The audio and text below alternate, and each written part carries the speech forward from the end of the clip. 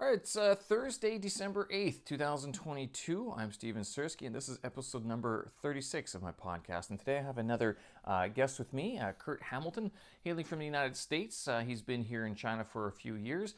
We actually happened to meet at a bar one night, and we got talking, and he sort of had an interesting story about both why he was in China and what he's doing in China as well.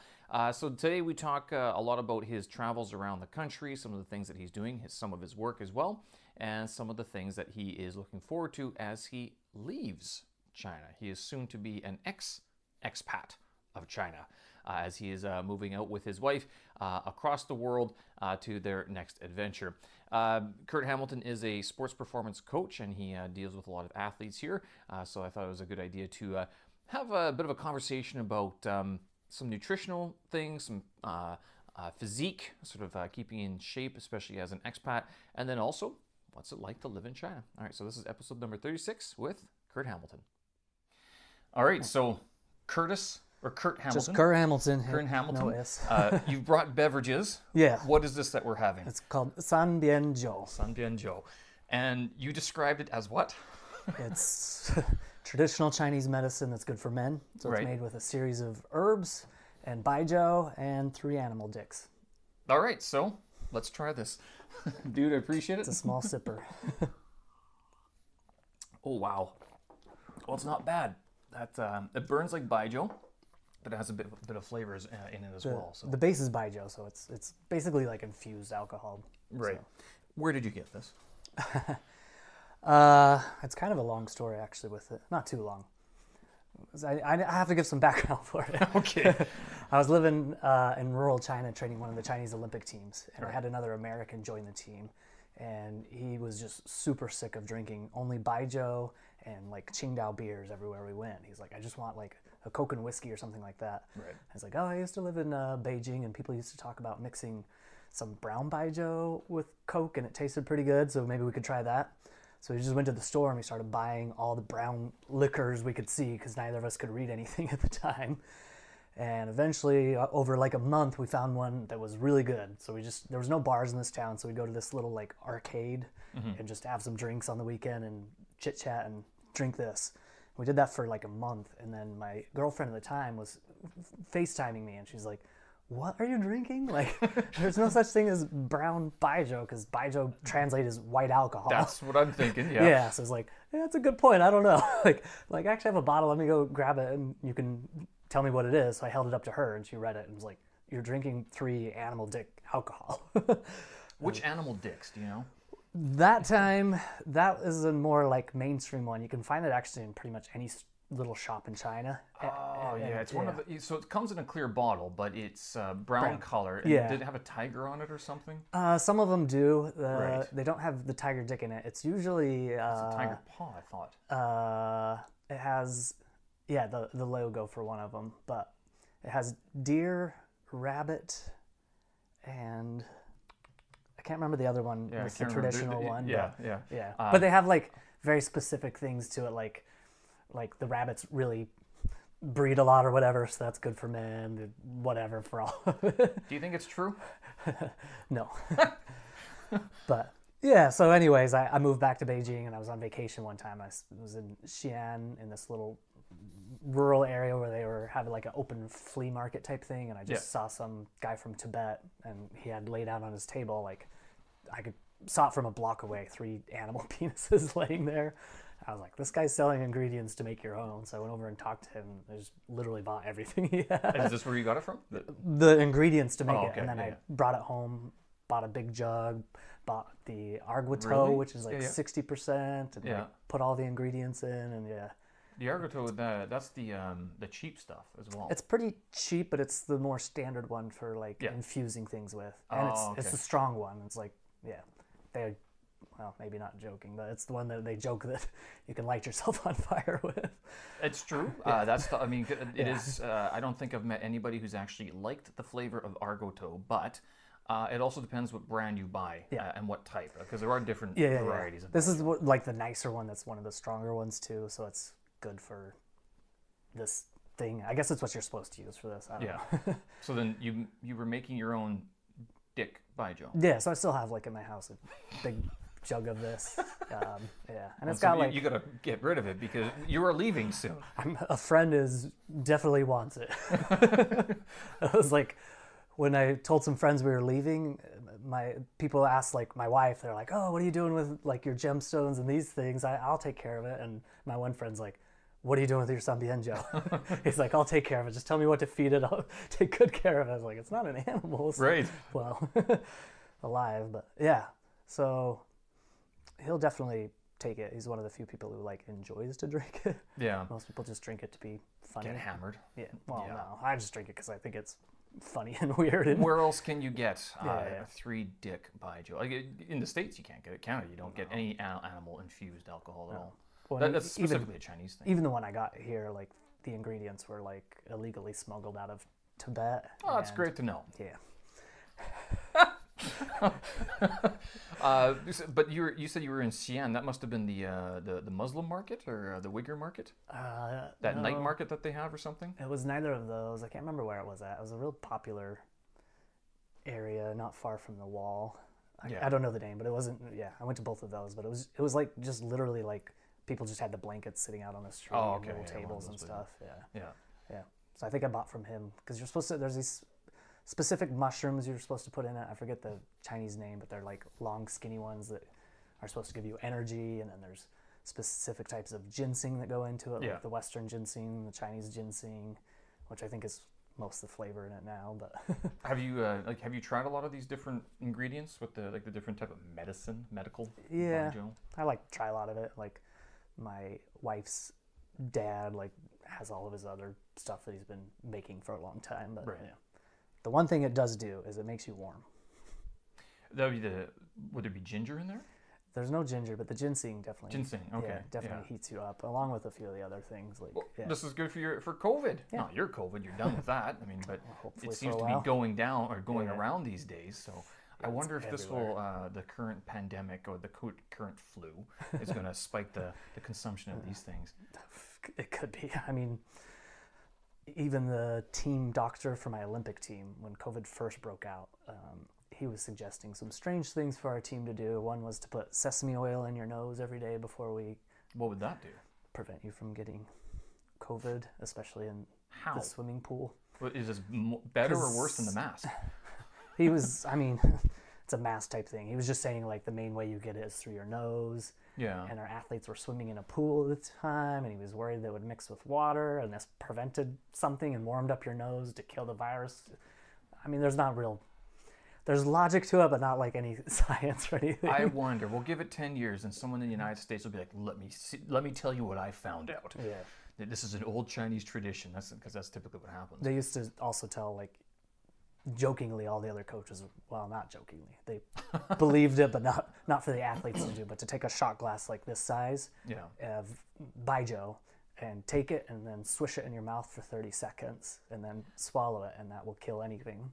Or you could use mouthwash and not swallow it. I understand, because that's a common backpacker story, that a traveler story, that if you can, there's two stories. There's one, you either have a shot of the local water, and just one shot, and that helps your body adapt to the local water supplies. Number two is to have a shot of whiskey, with the idea that alcohol kills the germs. However, I think research is becoming clear that that's not the case, and alcohol seems to lessen your immunity, immune basically. system.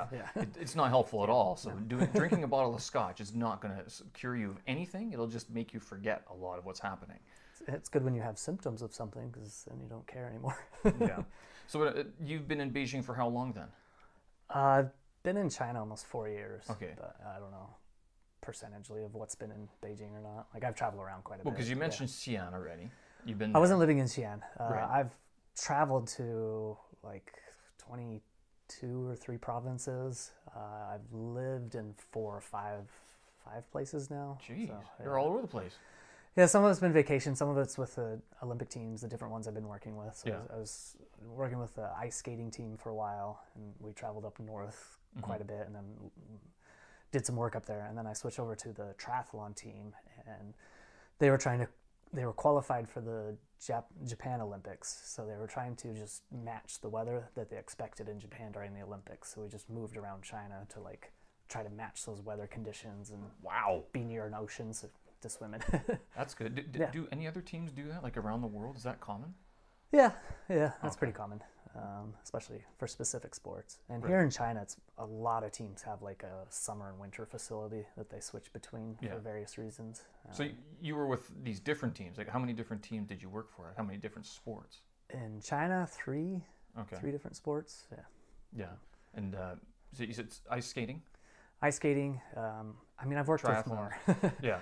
Sorry, I guess that was with the Chinese national team. With my company afterwards, I've worked with like 4 or 5 different, like the Chinese National Hockey Association. I've worked with ice skating, triathlon, hockey.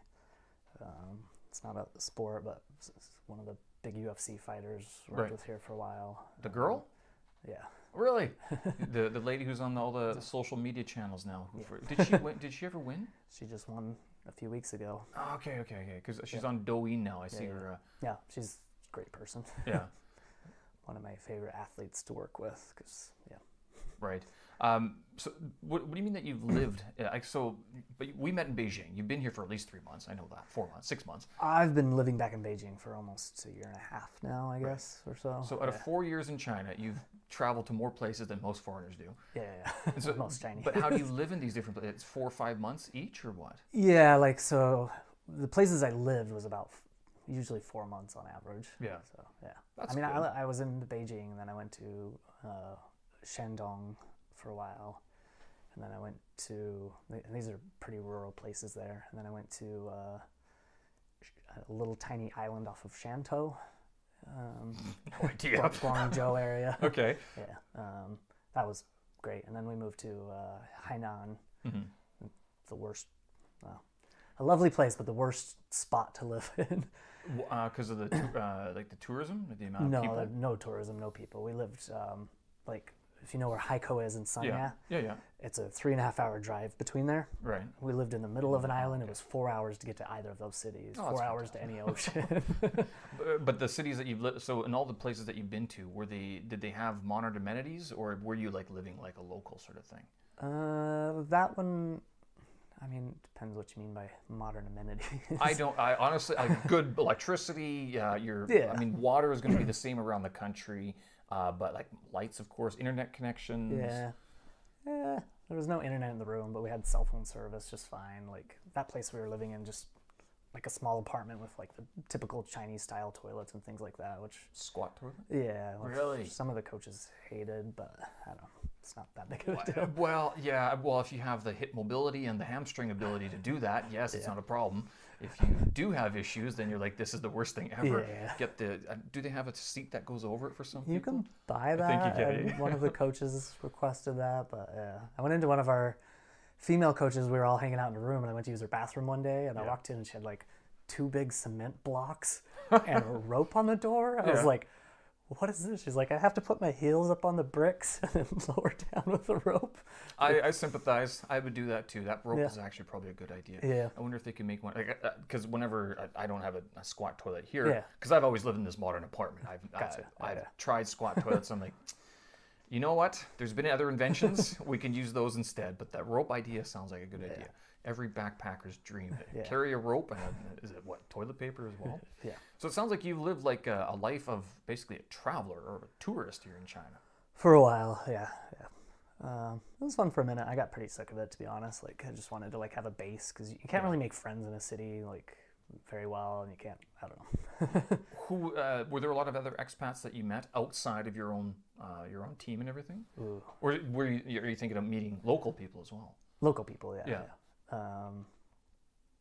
The cities I lived in, no, like there was no foreigners. Like those three cities I mentioned before, like one of them like had seen foreigners because it was close to a city called Weihai, but that city literally had 0 foreigners, and the other 2, like, I don't know if they've ever seen foreigners in some of those towns. Did you get a lot of people taking pictures of you? Oh, every day. Yeah. So you're a rock star. Yeah. It was actually fun because people got pretty happy about it. Like some of my coworkers were kind of grumpy about getting like annoyed because people are kind of aggressive about it. I don't know. It's like 10 seconds of my life and super happy and. You're more calm than I've been. Like, it got annoying. It really did. I remember like when cell phones first had cameras back when I was in South Korea. Yeah. And it was kind of fun for a little while, and then it just became a huge, just a pain in the ass because it was constant. You're just being harassed. I shouldn't quote it. You're being harassed all the time. Yeah. I guess it wasn't too bad in the small town because like when we first got there, it was a lot, and then it would die down after a while. Yeah. Like I mean, you're only there for 4 months as well. You have a lot of you have your social circle that you can go back to. You can sort of close back and close ranks or something. But I just found it got aggravating because people wouldn't ask. They would like, hey, they don't ask. Yeah. Click. I actually remember here at QMEX just down here just before COVID started. Some lady walked over, I was sitting at the bar, like stuffing my face with my beer and my pizza, and she comes over, takes a picture. I'm like, that wasn't the best side. But it's died down quite a bit. I think maybe because it's the neighborhood I live in. But I mean, I also haven't traveled in the last 3 years very much. So COVID. Yeah. So COVID changed it very drastically with that. So since COVID, because it sounds like you've been traveling with COVID. How was that? I mean, a pain in the ass in general. But like, I don't know.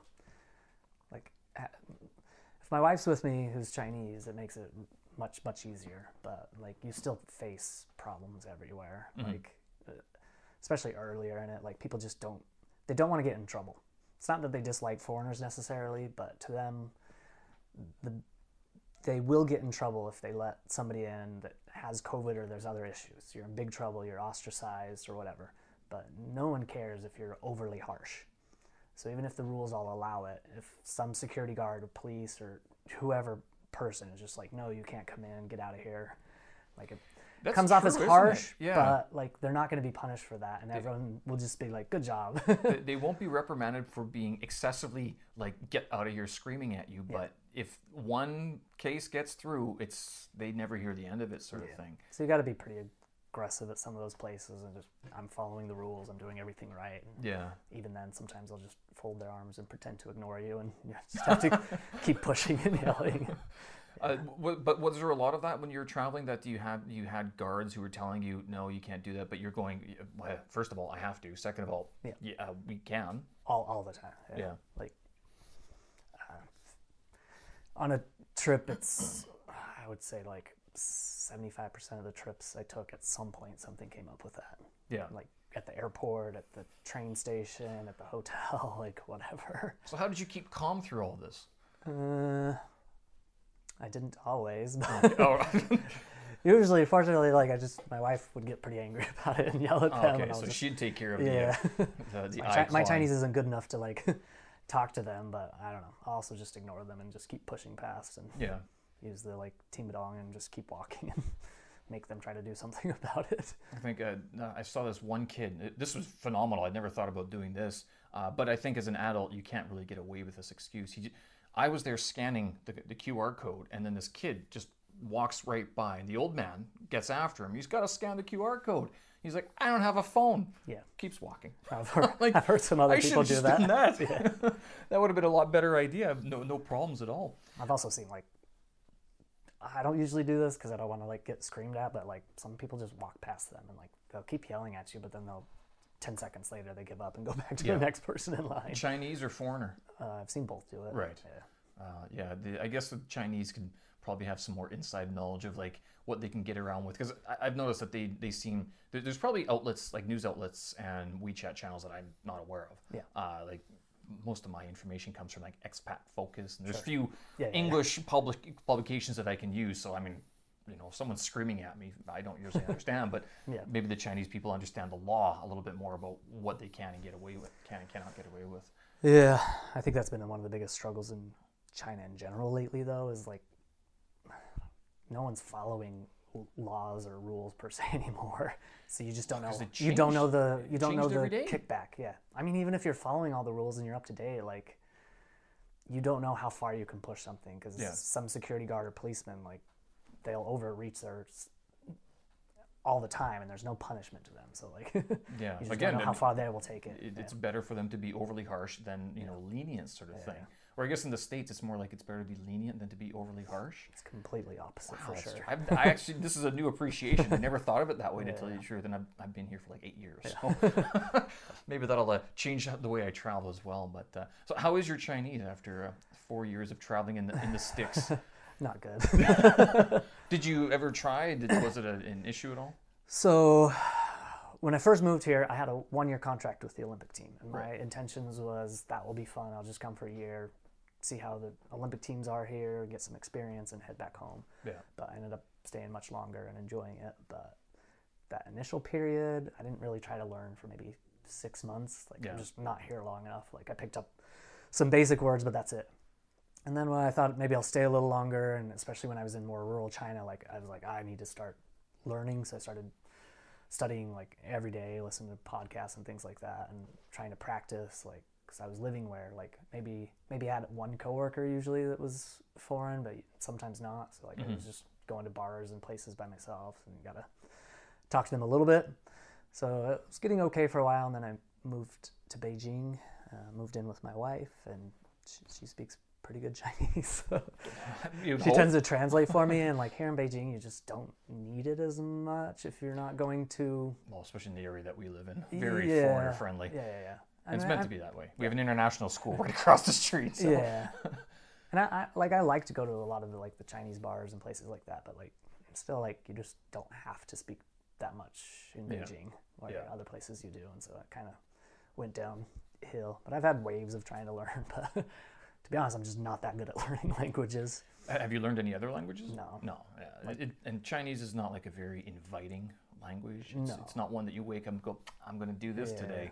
You have to prepare yourself. I pushed off for 6 months, 7 months. I was like, I refuse to learn anything more. I think I took the token introductory course that the university offered when I was there, but I was like, I don't care to learn this. And 8 years later, I'm still on it. So I took the wrong approach the whole time with it too. Like once I decided to learn, I was like, like somebody told me don't worry about the tones because you can't hear them quite right. So just try to learn a bunch of words. So I did that for a while. I was like, this isn't working at all. So I was like, okay, I got to perfect the tones and like start over, but I'm not going to learn the characters because they're just too complicated to read. Yeah. And then after a while, like I took a class when I was going to Tsinghua University. I took a class there that they mandated. Okay. And they started teaching the characters. I was like, this is so much easier. Like, so once I know a character, I will always know the word. So then I started to learn a little bit more, and then Yeah, and it's not like Japanese where the words will change depending on the placement in the sentence. But like Chinese, you learn the character, you learn the sound, you learn the tone. It doesn't change, which is a lot better. It can be easier. But learning the characters, I mean, you're learning. I've always called them a bunch of ancient emojis. There's a lot of work, front end work, to get very little payoff for a very long time. Because even if you think you're getting it right, then you go speak to the baoan, the guard, who's screaming at you, and you're like, and he's like, I don't know what you're saying, foreigner, because your accent, your tones, and everything are off, and your words are probably wrong too. Yeah, I mean that's also a big frustration. Is like you spend so much time learning, and like I would practice a sentence over and over and over again. Like I would ask my team, like, am I saying it right? And they'd correct me, and I'd get it right. I'd practice, and then go use it, and there's Ting-ba-dong. What? What did you say, foreigner? Yeah. What did you just say? And sometimes it's because I'm saying it wrong, but there's also times where like you are literally saying it 100% correct, but they don't either expect you to be talking in Chinese, or they're just not listening to you and don't want to, or for whatever reason. So. Yeah, it's that happens quite a bit with the white face, with the foreign face. That we get sort of just ignored in terms of like I don't sorry, I don't speak English. I'm like, I'm speaking your language. Trying to be correct with it as well, but some of them don't care. And I think like for someone, I think you speak pretty good Chinese, right? My colleagues would laugh at that. Okay, but you keep talking like in general. Like for me, like I've learned 1 or 2 sentences, and I'm trying to say that to them. Yeah. And if they just won't listen to me, I can't be like, listen, here's the thing. I do actually speak good Chinese, and like have more of a conversation with them. Yeah. That like. if they can't understand that one sentence, like I'm stuck. And well, I tried. this war is not going to be won here. So yeah, I've noticed like with a lot of the Chinese, when people are saying that you don't have to learn the tones, it's because if you're not used to dealing with tones and you're not like a musical person or anything, it's difficult for you to get the nuance of it. Yeah. What I found a lot of it is your vocabulary and being able to paraphrase what you actually mean. Yeah. Like talking around your actual point. Yeah. Because it's like a siege warfare when you're talking to the Baoan, especially that they have the accent and everything. They're trying to get your accent. You just have to talk around them about everything else in the world, and then finally you say the one thing that you actually need to happen. It might work. Yeah. It might not though. Yeah. I mean, the moat could be too big. Even in English, if someone doesn't understand me or they have an accent, I don't understand them well. Like if I'm like, sorry, what did you say? Yeah. They might say it back again, but they also might say it in a different way, and then you understand them. And if you can't do that in a language, then Chinese, no go. I mean, you've given up on that. But China, what brought you here in the first place? 4 years ago, 4 years ago. For the Olympic team. So right. Yeah. Which Olympic team? I started training the ice dance team in the U.S. and then traveled back with them. The Chinese team. Yeah. What were they doing in the U.S.? They had some competitions where there's a lot of Chinese teams train at various overseas places. So they had a facility in Delaware at the time. I traveled out there and trained them for about a month, and then they flew to Beijing and I came with. So. Did they know you came with? Like, or you just get on the airplane and? No, they brought me with. Actually, how did that work? I didn't have a visa yet at the time. I was still waiting for it to get all approved. So actually, they came here and I went to DC and waited like 2-3 weeks for that process to go through before I came back over. Yeah. Okay. So, but how did you find the job? Like, were you working for like Olympic teams prior to that, or? I've never worked with like the U.S. Olympic teams, but I've trained some Olympic athletes in the U.S. Yeah. I've worked mostly for more private companies in the U.S., and we just have a whole slew of athletes we train. So, yeah. Any big names that we know? In the U.S.? Do you have pictures with all of them? No, probably no. Nobody's super famous. Like, to be honest, like the majority of athletes I like to train were like high school athletes because you can make a bigger difference with them and it's more important. But we always had 1 or 2 decent high level people, like, but like not super famous people, like low level, like hoping to get into like end of the roster NFL players, NBA guys. So, you got to start somewhere, and someone's got to train them, right? Yeah. So, I mean, to be honest, most of the big names, like the NBA teams, have pretty big sports performance coaches, but even if they train outside of that, they usually go to the bigger name facilities. So okay. Sometimes we had some people come through, but so how did you find the Chinese job then? So maybe like 8 years ago, somebody reached out to the company I was working with and was trying to hire some sports performance coaches. Yeah. They wanted us to come to the Chinese Olympic lifting team, the Ole lifting team. And I thought about it for a minute, but wasn't interested. And then fast forward, I had a gym that I was running for a long time, my own place. Oh, wow. Yeah. And I closed it because we were trying to open a huge, like 10,000 square foot facility in downtown in my hometown. I remember you mentioning this before. Yeah. Yeah. And then we reached some hiccups with it. It's a whole complicated story. And then I was like, I don't know, I'm just going to, like, I reached out to the friend. I was like, I just want to break from this, so it sounds fun. I'm going to go to China and deal with that for a while. So I reached back out. I was like, if you guys still have stuff, they're like, yep, come on over. Wow. Yeah. But it was it good money? Like, was it worth it, like, well compensated in terms? I mean, you don't have to talk specifics exactly, but it just depends. Like, in strength and conditioning sports performance, there's just such a huge money difference for what you get paid in every country in U.S. Even, like, there's some strength and conditioning coaches that are making like $25,000 a year working for like huge college names, and they're working like 80 hours a week.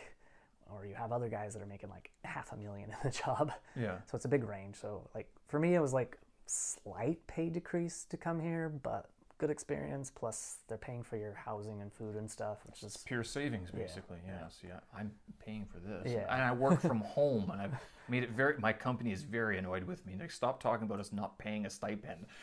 Yeah. But it can't be home because I can't own it. Yeah. Right. This is my issues. I can't get a passport here. I can't own it without having some sort of partnership. Right. Yeah. So that's crazy. but and it's not like not like my work can be transferred because my job is very China facing.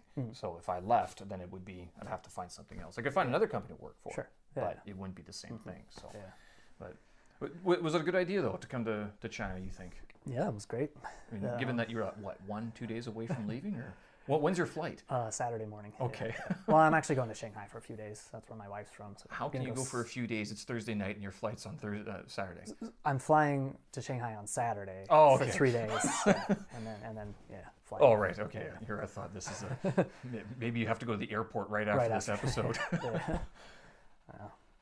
Almost had a couple weeks ago, or not even that, like a week ago. It was like full-on panic for us, like trying to get out of the country. Like, for the all the policy changes and everything. Yeah, before those, and like things were getting heated here with everything, and like the end of November, there was rumors like December 1st, like there's either going to be big massive lockdowns in Beijing and all of China, or things will open up one way or the other, and I don't think anybody knew. So that's what I heard actually. I heard that it was going to go the way of Shanghai.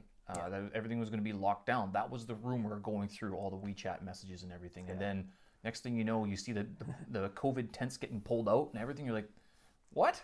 I mean, it's just my theory, but based on the rumors and the credibility of them, I think it was a genuine debate at the government level of which way to go, of get more strict or ease up, and they chose the better one. Well, Xi Jinping is not in the country right now. Like he's I don't think he came back. He was in Indonesia and he's in Saudi Arabia now. I don't think so. So I'm not sure if he came back or anything. Maybe he's just like, you know what, I don't want to deal with this. You guys. I don't know, but things have changed. I know there was one other guy on the compound who on Tuesday was like visibly nervous because he had a flight on Wednesday and his COVID test hadn't come through. He had to go to the airport to get tested because those ones are coming through every day, whereas here on the compound, like mine hasn't been updated. So it's still like I'm on 4 days now, but they've dropped that though. Like you don't need it at the Beijing airport. But you still need, if you want to go to a cafe or a restaurant. I tried to go to one of the pubs here and they said you can't come in. Yeah, it doesn't make sense to me, but I guess their logic behind it is recreational activities that aren't necessary, they'll still make you do the requirements. So like gyms and bars and restaurants, you don't need to be at those, whereas public transportation and workplaces and whatever you do, but still a bit of a gap. Maybe there's a lot more people who need to take the subways. Honestly, it doesn't really make sense, but I've stopped trying to make sense of it all. But that being the case, I mean, you had COVID, 6 weeks ago? Hope you don't give it to me, because I'm like the only one now who hasn't had COVID. You got it wasn't for me. I've tested every day since. I did the full quarantine. Well, I was in the U.S. I caught it in, my wife actually got it at work in D.C., and then I flew out to meet up with her because I was somewhere else, and the next, 1 or 2 days later, we were both positive, but I think 4 or 5 days later, we both tested negative. And then we flew to Addis Ababa to visit there. And even after COVID, I mean, there was no major restrictions to travel? No, they don't care at all. Wow, okay. And then flew from there to Hong Kong because Addis was requiring a 3-day quarantine if you're going to mainland China, which is another policy change that just happened. But back then, if you had so many positive cases on your flight, they banned flights from your country. A lot of places were just trying to be careful not to get their flights banned. So that's what went to Hong Kong instead for 3 days. Did you have a choice of where to fly into? I thought Hong Kong and Guangzhou and Xiamen were the big entry points. For me, it doesn't matter because I'm American with American passport and visa situations, but my wife is pretty limited on where she could fly to. Because she needs Chinese mainlanders need permission to go to they need that permit that can only be issued once per 6 months, I think. Getting to Hong Kong was no problem for her, but our original plan was to go through Korea, but she didn't get the visa in time or whatever for that, so just went to Hong Kong instead, which is fine. But what was your wife doing in the States? She works for the World Bank, so their headquarters is in Washington, D.C. So does she fly to and from China quite a bit, like to D.C.? Well, pre-COVID, yes. Right, okay. Okay. This is the first time since COVID hit, I think she went back to D.C. So, I mean, how long do you guys when did you get married? How long do you spend together? Because you're traveling around China and she's traveling around the world. We met over 3 years ago and just kind of casually dated while I was traveling around, and then I think we got a little bit more serious. That's when I moved back to Beijing together, and we got married a little over a year ago. Oh, so congratulations! Thank you. Very recent. Yeah. So we actually traveled a little over a year ago. We traveled to U.S. as well for a few weeks, and then came back to China, and then we just went back again. Like I think we left about 6 weeks ago, and just got back. 3-4 weeks ago. And you're about to leave again as well. Yeah. That's what the picture was that you posted on WeChat of the hotel in Ethiopia. Yeah. Oh, okay. Yeah. And so we were going there to like pick out a house and like get everything squared away and make sure we want to move there, and then came back to China to like sell the house, pack up everything, and get finished up getting out of here. Yeah. So. And that was, 6 weeks ago? So have you managed to, I saw this picture of you, all the packing that you've done. Have you done it all already? Yeah, we're packed, fortunately. That was actually the number one stress, is like, because all the shipping kind of shut down about 2 weeks ago, 1 week ago, like right in the middle of us trying to get why did that shut down? COVID cases at the facilities everywhere. Okay. So like half the shipping companies wouldn't even come to Shuangji in general for a minute. Yeah, some would, some blocked wouldn't. Off, weren't we? Yeah, and then like some packages just got stuck at facilities because if one driver comes in with COVID, they were shutting the whole thing down. Right. So yeah. But you managed to get it all out? Yeah, like last minute, because we needed to buy, like we have a shipping container we're sending to Addis, and like we had to pick up some last minute things that, because Addis is really expensive to buy anything imported. They have like a 200 to 300% markup on it. So like I needed to buy a generator. Okay, for what? You need a generator for? They have rolling power outages there. Oh, okay. I thought you just need a generator for, whatever reason. No, yeah. It's a fairly poor city still, so they do still have power outages and stuff. Gas powered, or what sort of generator is this that you got? Yeah, I just got a gas one. Right. Yeah. Okay, and that's cheaper than getting it in Addis Ababa? Way cheaper. Wow. Okay. Like you can get a pretty nice one in China for like 2,000-3,000 yuan. Yeah. And the similar one there would probably be 6,000-7,000 US dollars. But you're making more money there, right? Yeah, that's the idea, right? I think. Well, that's just work opportunity for my wife. Right. The money's the same, but it's a matter of like whether I'd rather ship something or buy it there. So it's much easier to spend 3,000 yuan here, ship it, than buy something for 6,000 when we get there. I guess so. Yeah, it's you got to make that choice. I mean, it's and you know everything. You're like Taobao, Jingdong, you're set up and everything, so it's easy to get sort of processed and everything. It's going to be a little rough getting there with no more of that. Pretty much no deliveries there. Like, I think I've told this to other people. I think this is what's I take for granted here in China, and it's destroyed me, that the shipping, the delivery guys show up at your door, they knock and they hand it to you. Yeah. Such personality, not always smiling, but I don't blame them. They live very harsh lives. Yeah. I can't imagine like going back to Canada where it's like your purchase will arrive in 7 to 9 days. Okay, well, I might be out of the city by then. Or like using like Uber Eats is popular in the US now, but like you're getting a huge markup. Like buy a meal and it's like $50 for 2 people in the US. Like, is it that bad? I was listening to one podcast. They're saying inflation. Inflation was very noticeable for me this time, even from a year ago. Like I was just shocked at all the prices. I sounded like the old man everywhere. I was like, back in my day.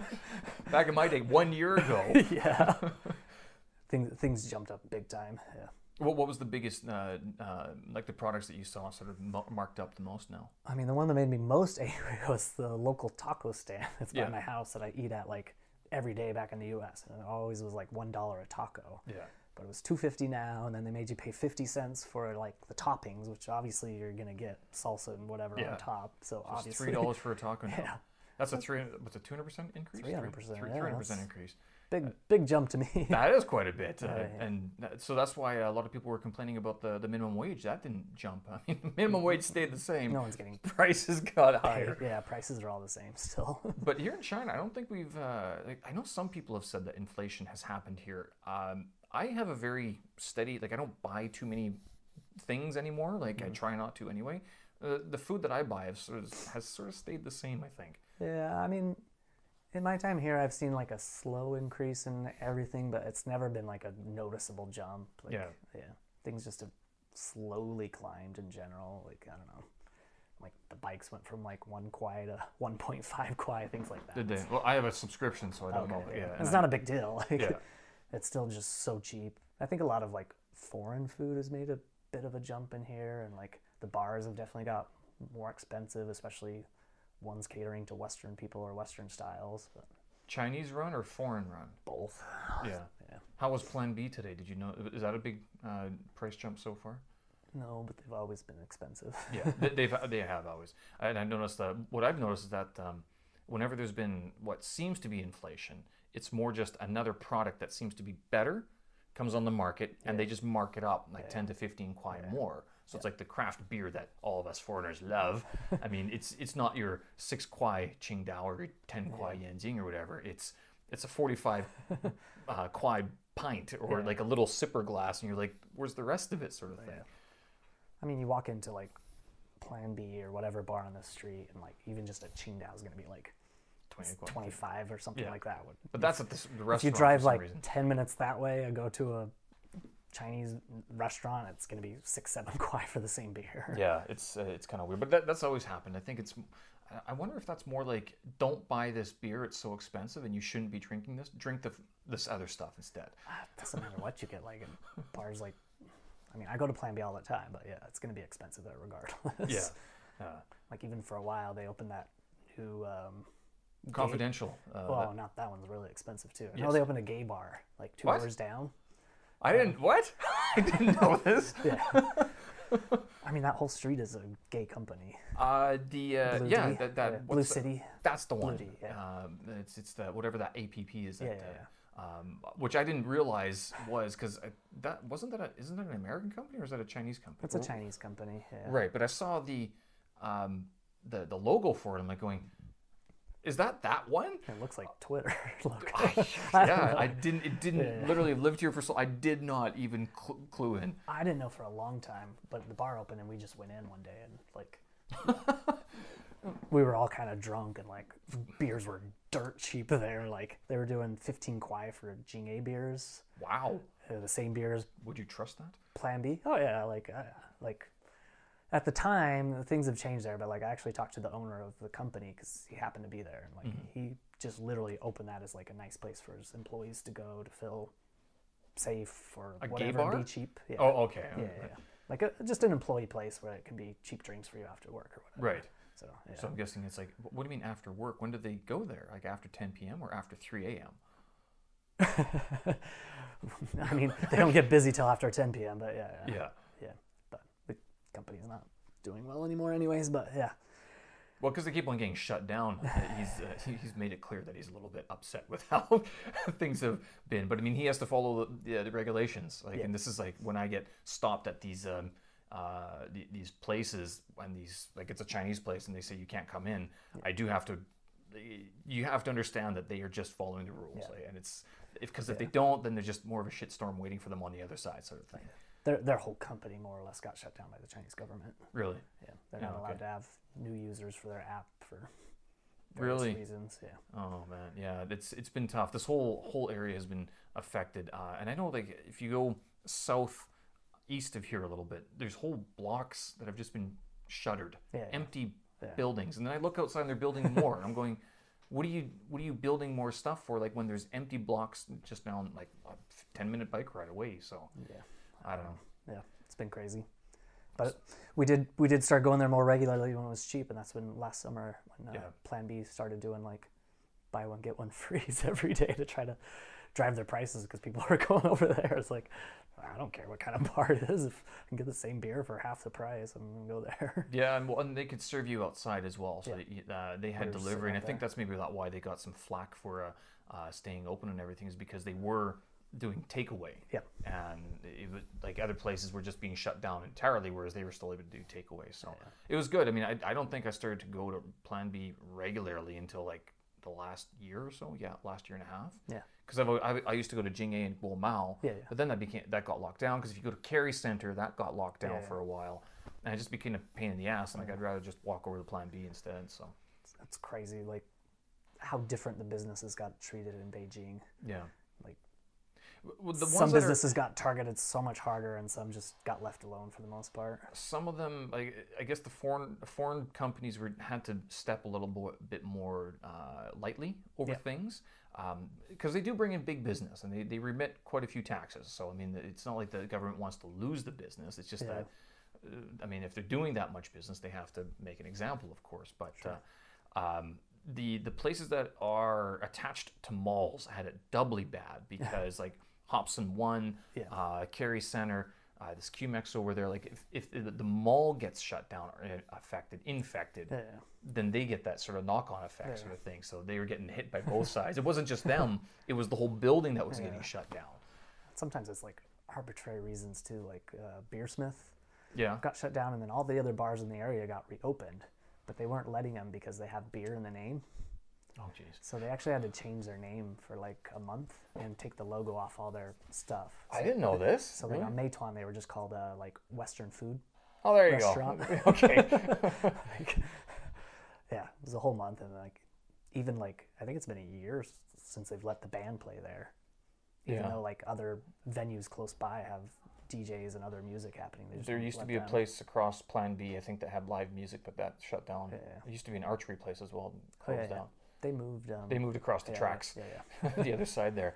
Yeah, I don't go to Beersmith. I think that it's populated by a lot of women who are looking for richer foreigners than I am.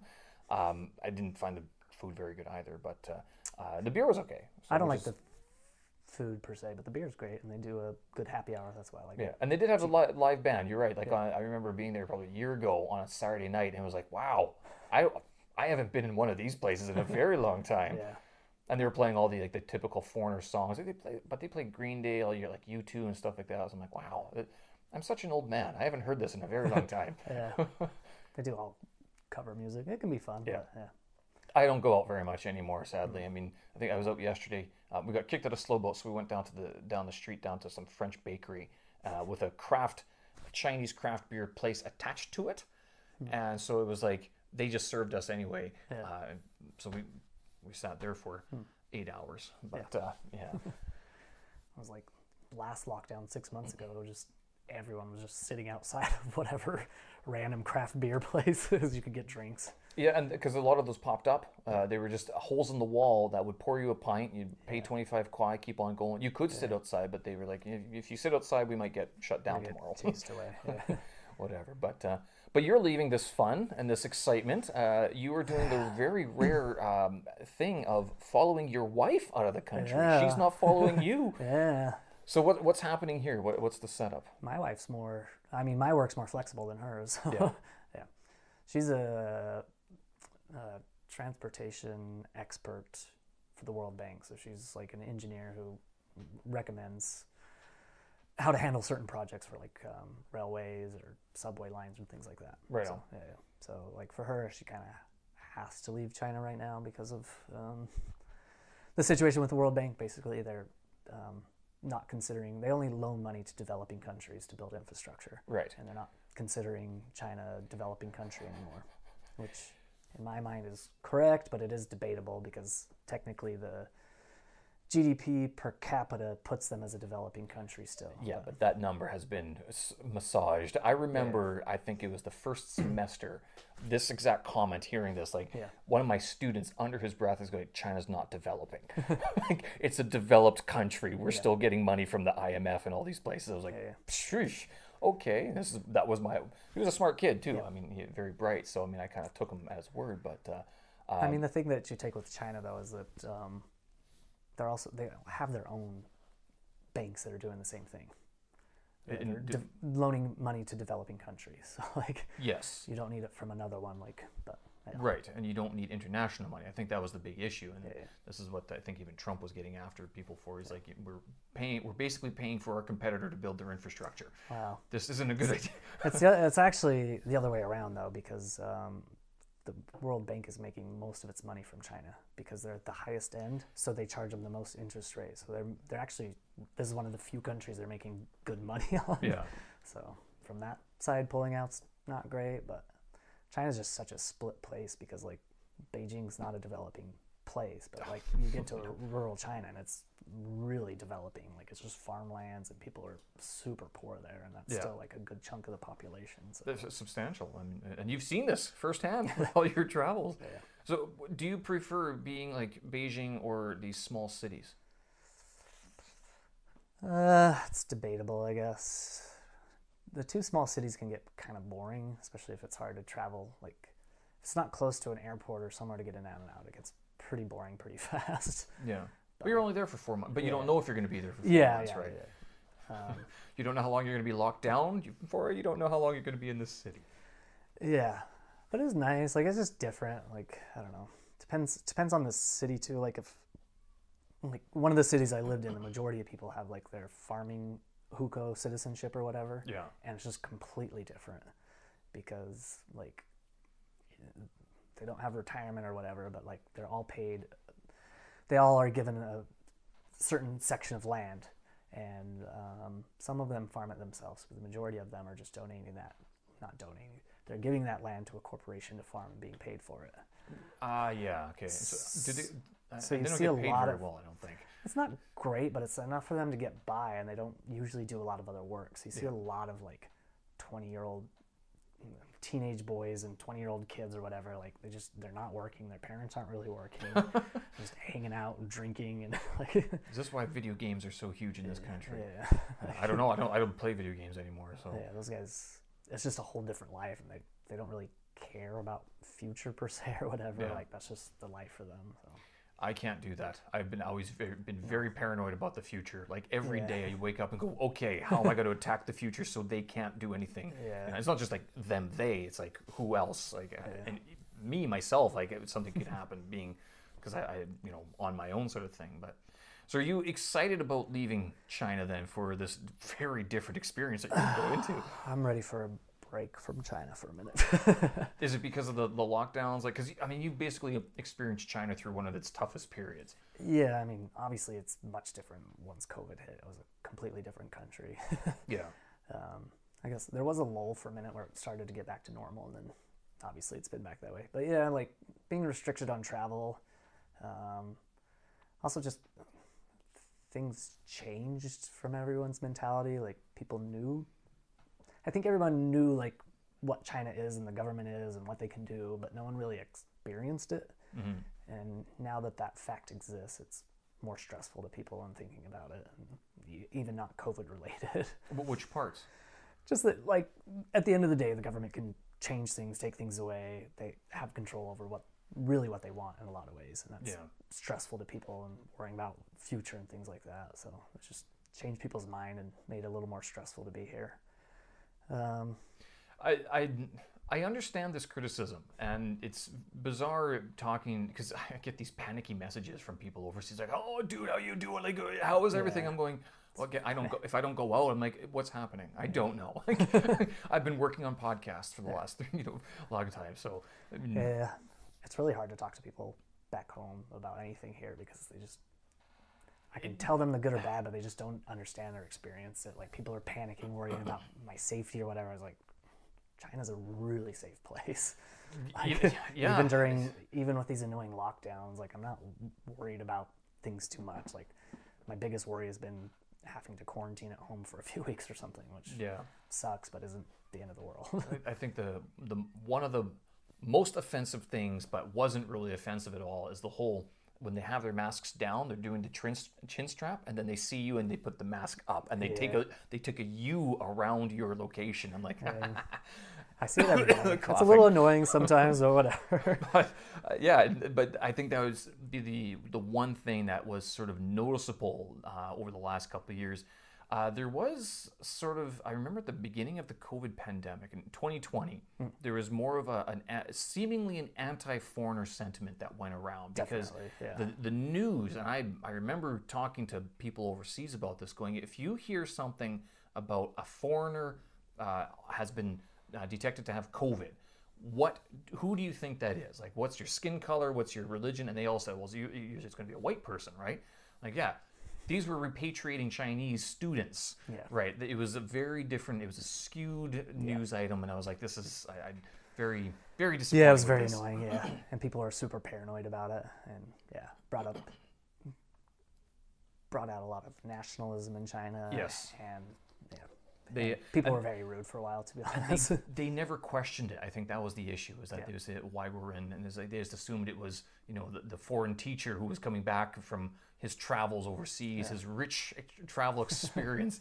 More was like, no, it was your nephew who was coming back, and because you told him to come back 3 months ago when this all broke out. It was great for a minute. It's gone away now, but like traveling in the subway or whatever, like people just moved away. Yeah. So I could get a seat and like sit by myself. I was like, I have no complaints about this. Yeah. But that's gone away now. Start cramming in. But. No one's ever done that for me. But I don't ride the subway anymore. I take the bikes all the time. And the time I was on the subway, it was like sardine squish. I mean, you had to push your way on. It was like, I wonder how COVID spread so fast. Yeah. Definitely. But your initial impressions of Ethiopia, what were they like? I mean, because you hadn't been there before. I hadn't been to Ethiopia. I've been to other places in Africa a few times. Okay. Where else have you been? I spent a good amount of time in South Africa, which is different but also similar. And I've been to a couple other places just briefly, but I did quite a bit of research, and I know some people from there, so I asked a lot of questions. I felt like I was pretty prepared, but it was much nicer than I expected. Yeah. People were pretty paranoid about the crime and talking about that, but I got there and like people there, like there is petty theft and it is becoming more and more of a problem. Oh, really? But there's not violent crime there, and like, so it's like annoying. Like if you're downtown or whatever, like young teenagers or even younger kids will be begging you for money, and some of them are trying to like look to see if they can reach in your pockets or whatever. So you just have to think about it. But other than that, it's pretty nice. People are super polite there. Mm-hmm. I was shocked, like between going back to the U.S. and then to Ethiopia, I just forgot about like just people being polite in public, which is not a thing in China. In what way? Like if I'm looking around confused, no one's gonna stop. Oh Lord, no! Not in China. Like, they're like whatever. I think it's because of the population in general, not because of the. Because everyone doesn't know. They're all looking at their phones, going, "I don't know how to get there either." Yeah, or like holding doors open, just little things like that, like that aren't a big deal, or like I don't know, just saying things when people do things too that are polite. Like, yeah. Just non-existent, because here, like everyone just blends into the background, get from point A to point B. So yeah. But it was nice. Ethiopia was a lot better in that regard? Yeah, like every time I looked up, a stranger would walk up, like, what are you looking for? Can I help you out? Whatever. You look lost. Yeah. Compared to the States, because so how long were you in the States for? 3-4 weeks. Okay. Yeah. Wow. So was there a big difference? Like, has the States changed quite a bit since you've been away? So we talked about inflation. It just depends where. I flew into LA to visit some friends, and then I went down to San Diego. Yeah. I flew up to Boise to see some other friends. Those were all about the same besides some inflation stuff. And then I went to my hometown in Utah and got to Salt Lake, and there was the inflation issues, but also like crime was like, not crime per se, but just it felt much more dangerous. Really? A lot more like scary looking people everywhere. Really? Oh, is you call them like the street zombies or whatever that may or may not be homeless, but they just look a little bit more suspicious at night. Like, I don't know. Like I did some pub crawls with friends, which used to be no big deal, but I had to be a little bit more alert. Yeah. Which I wasn't used to in my hometown, but yeah. I think that's one of the big differences here with China. Like I've never felt unsafe. You've never felt like, and I know because I a lot of American colleagues, and they talk about some of the things like going back and how things have changed in the States over the last couple of years, especially. But like even Canada, you don't feel unsafe in a lot of those places. Yeah. It's in China, you don't feel as if someone's going to knife you or stick a needle in you or whatever. Yeah. I mean, they will try to vaccinate you, but they won't put a different needle in you. So yeah. So there's a comfort level too. Like for me in U.S. cities, like I've been there a bunch, and I guess I am like in certain areas, like I'm aware of my surroundings. Yeah. But I don't feel scared because like I'm used to it or comfortable with it. Right. Like it's not a big deal. Yeah. But I wouldn't like recommend my wife to go walk by herself at night. Like, No, I think. Well, I think is that a gender thing in general? I mean, I think even women here don't want to walk around at night because there does seem to be more stories of it coming out of violence and trouble at night. Usually at these drinking holes, the Chinese restaurants and stuff like that. But it definitely happens here more than people talk about, especially in rural China. It's swept under the rug quite a bit. Yeah. But compared to anywhere else, I firmly believe it's much safer in general. Mostly because there's security cameras everywhere, and That's part of it. Yeah, they'll find you, and they can at least find you. I don't know. I guess I'm getting old. I just don't go out very much. I don't go to these bars anymore. But I've had a few run-ins before that I'm just like, I got tired of it. I'm like, I don't want that anxiety. Yeah. I've kind of tried. I'd like to cut down my drinking quite a bit too. So. Fair enough. Yeah. But you've talked about a lot of pub crawls. Were you able to crawl around Addis Ababa at all? Like get out of your hotel and see what's going on? Yeah, a little bit. We were pretty busy just trying to get things arranged, so I didn't go out a ton. Like the hotel bar was pretty nice with live bands and nice music. They have bars there. I don't think people like. I think it's more like China in general. Like more people are going out to dinner and having drinks with friends than they are for other things. But there's clubs and things that are pretty popular there. So yeah. Are you a clubber? No. Have you ever been to a club here in China? I have. Yeah. I've had mostly bad experiences. Yeah, especially the bigger clubs. It just seems especially if you're a foreigner, you get sort of singled out and pointed at in not a nice way. So. Yep. I just kind of stopped going. I'm like, this is not worth the hassle. I mean, I'll go to Jing'e, have my 3 pints, and stumble home, sort of thing. You can still, like, in most clubs in China, you can still, as a foreigner, well, I don't know with COVID, but you could almost always get in for free, and usually you can drink for free the whole time too. And okay. I think that's been also a big pushback from Chinese people who don't want to see foreigners there because they know they're getting things for free and getting special treatment. And they hate anything in China, it's someone getting special treatment like that is a big deal. And then on top of it, paranoia about like picking up women or whatever. Yeah, taking our women, taking our jobs. Type of stuff. I'm not taking your job there, buddy. Yeah. You can't do my job, and believe me, you don't want to do my job. I probably one of my worst experiences in China was some clubs like that. Like, I went with some coworkers in a rural city, and like just right away, like I went out like dancing for a minute with some of the friends, and like people were just like seemingly nice at first, but then you realize it's like a degrading Really? Like they're just trying to grab you, and like after a minute, like some of the guys were like trying to pull down my pants and stuff. What? I was just like laughing and trying to keep going, and they got like aggressive, and I like one was trying to hold my arms while the other was trying to pull down my pants. What? I had to like This push is him insane. off. Yeah, I was just like, I don't want to be mean. I just gave him like a light slap on the face. I was like, no, bad. I was like, I'm just gonna walk away. Like, I don't know what to do. Like, I went to the bathroom, and like someone was trying to take pictures of me in there. I was like, all right, I'm just leaving. So then we went outside. I'm not talking to anybody. I'm waiting for a DD, and for whatever reason, it was like an hour and a half wait. Well, at night, it's going to be a while. Yeah, sometimes DDs had on and off times of just being awful with that. But yeah. So it wasn't a big deal. I was just out there chit-chatting with a friend, and like, same thing. I thought some guy was trying to be nice to me. He was super drunk guy, just came like bouncing into me, trying to talk to me in Chinese. Even the words I know I couldn't understand because he was so drunk he wasn't making sense. Yeah.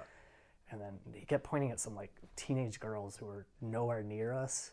Oh, okay. And then I was like, I don't know what he's talking about. So I finally got out like a translator, and he was just like, do you like those girls? I was like, no, I don't know. I don't know who they are. They look like they're 12 years old. I have no interest in talking to them. And then he got like super aggressive. Like, you're trying to steal our women. Like, kept shoving me. Get out of China. Blah blah blah. Like his friends would pull him back away. Like some of them would come apologize to me, but like he would not stop for like the whole hour and a half. Like, wow. It's probably the hardest I've ever had to like not hit somebody. Yeah. When was this? Like recently or? No, this was pre-COVID. Pretty cool. Okay. Yeah.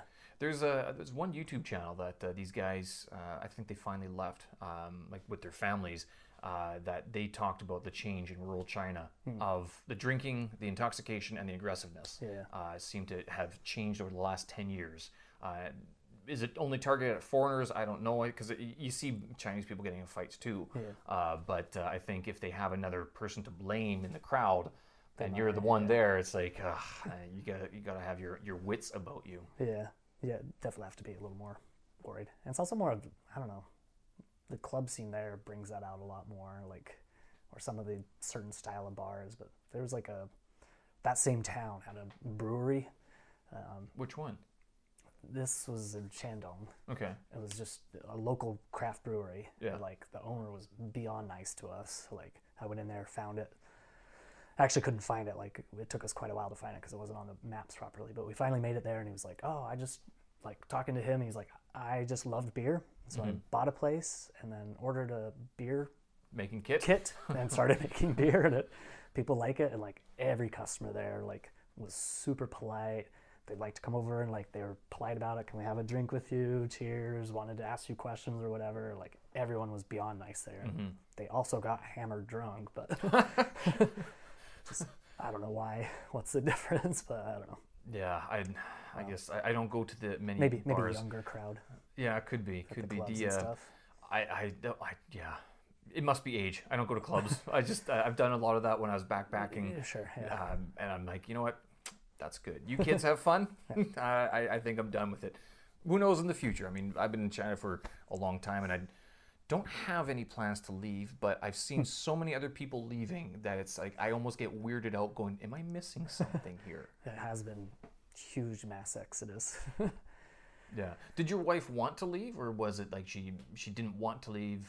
She had to take the job, and you're following her because she wanted to, and okay. I think I felt my preference was that too, to be honest. Like to get at least for a while. Like, yeah. I love China, and I'm happy to be here longer, but I don't know, just prefer to have a break and a change of scenery, anyways. And the opportunity to travel to multiple countries and live there for a while is great to me. Yeah, no, it's the life to live. It's the storied life, isn't it? Yeah. Do you know how long you're going to be there for?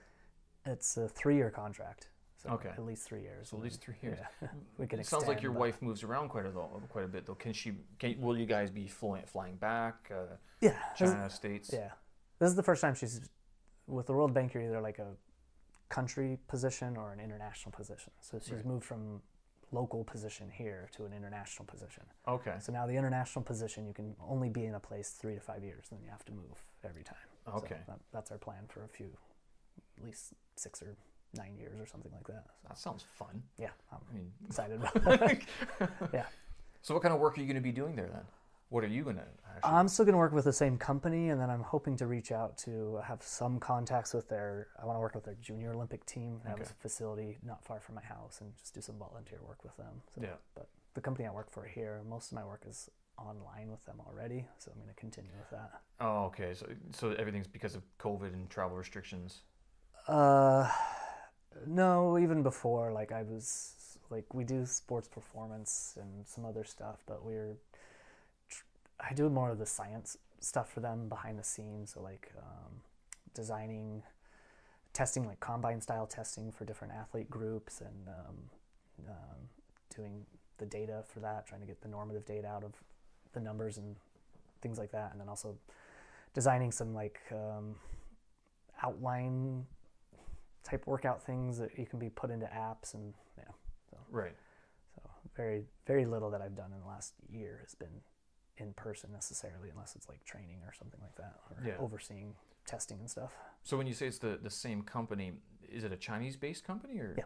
And so you're still going to be doing online stuff from Addis Ababa with the Chinese teams? Yeah. Okay. And the assumption is when the borders open, I'll come back every 3 to 6 months or something to help them out with bigger stuff. That's kind of nice. How long would those trips be back then for, like, to China? Like 2 months, 4 months? Or no, you don't know? like a few weeks. Okay. Yeah. So then, what do you do then? Like you talked about training. You've been talking about you're working with Olympians and stuff like that. You're talking about the science-based stuff. Like what your day-to-day job when you're saying that you're talking with them online. What is this that keeps you occupied?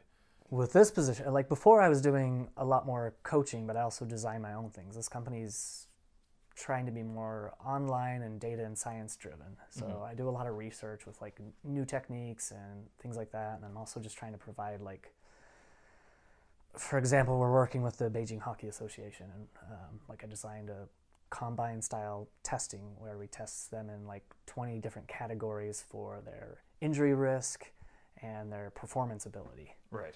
And then a big part of what I'm trying to do is create the normative data for that could be spread to all age levels and things like that. So if any age kid in China comes in, I can compare them to their peers and also have standard trigger things to show where they might have injuries and where we need to improve things. So doing a lot of we do like video analysis and force plates and things like that with all the testing. So force plates? Yeah, just plates that measure force. Oh, okay. That was the worst explanation of it. Do you have like a special facility that you have to use? You say you do a lot of research. I mean, your apartment is like full of bizarre scientific gadgets that online. Okay. Yeah. Just reading scientific journals and things like that and trying to trace down. Unfortunately, like in our industry, there is normative data for things, but it's usually really small studies that somebody's done for their research project or from one place. Any large facility generally isn't going to share that data with other people. Because it's all proprietary. Yeah. They paid for it, they want to keep it. Yeah. Unless they can patent it as well, right? Yeah. So like I worked for Velocity Sports Performance in the USA for a long time, and they have like 50 locations. All those locations have thousands of athletes that range from like 6-year-old kids up to in high-level NBA, NFL players and stuff that are pretty famous, and they have tons of data, but that's not something they would ever share with the outside. So I've been trying to do that type of thing with this Chinese company, and also the data is just not comparable to Chinese athletes versus American athletes. It's just completely different. Just the way they are trained here, the athleticism is just different. They're not going to score the same for various reasons. So yeah. You're not saying it's genetics. It's more the cultural sort of social. Yeah, I don't think it's genetics at all. I mean, there has to be some element of genetics, of course, because we're all built differently. But there is some genetics, but I don't think that's the reason they're getting poor scores. I think it's the way training's happened here and the age you're training at in the U.S. So how is that? Because in the States, it's like, I guess, in China, it's more academic.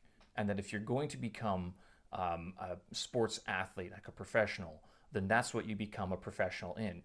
You don't, like in the States, you can go study, I don't know, history, work at McDonald's, and yet be an Olympian, or at least be on the Olympic team.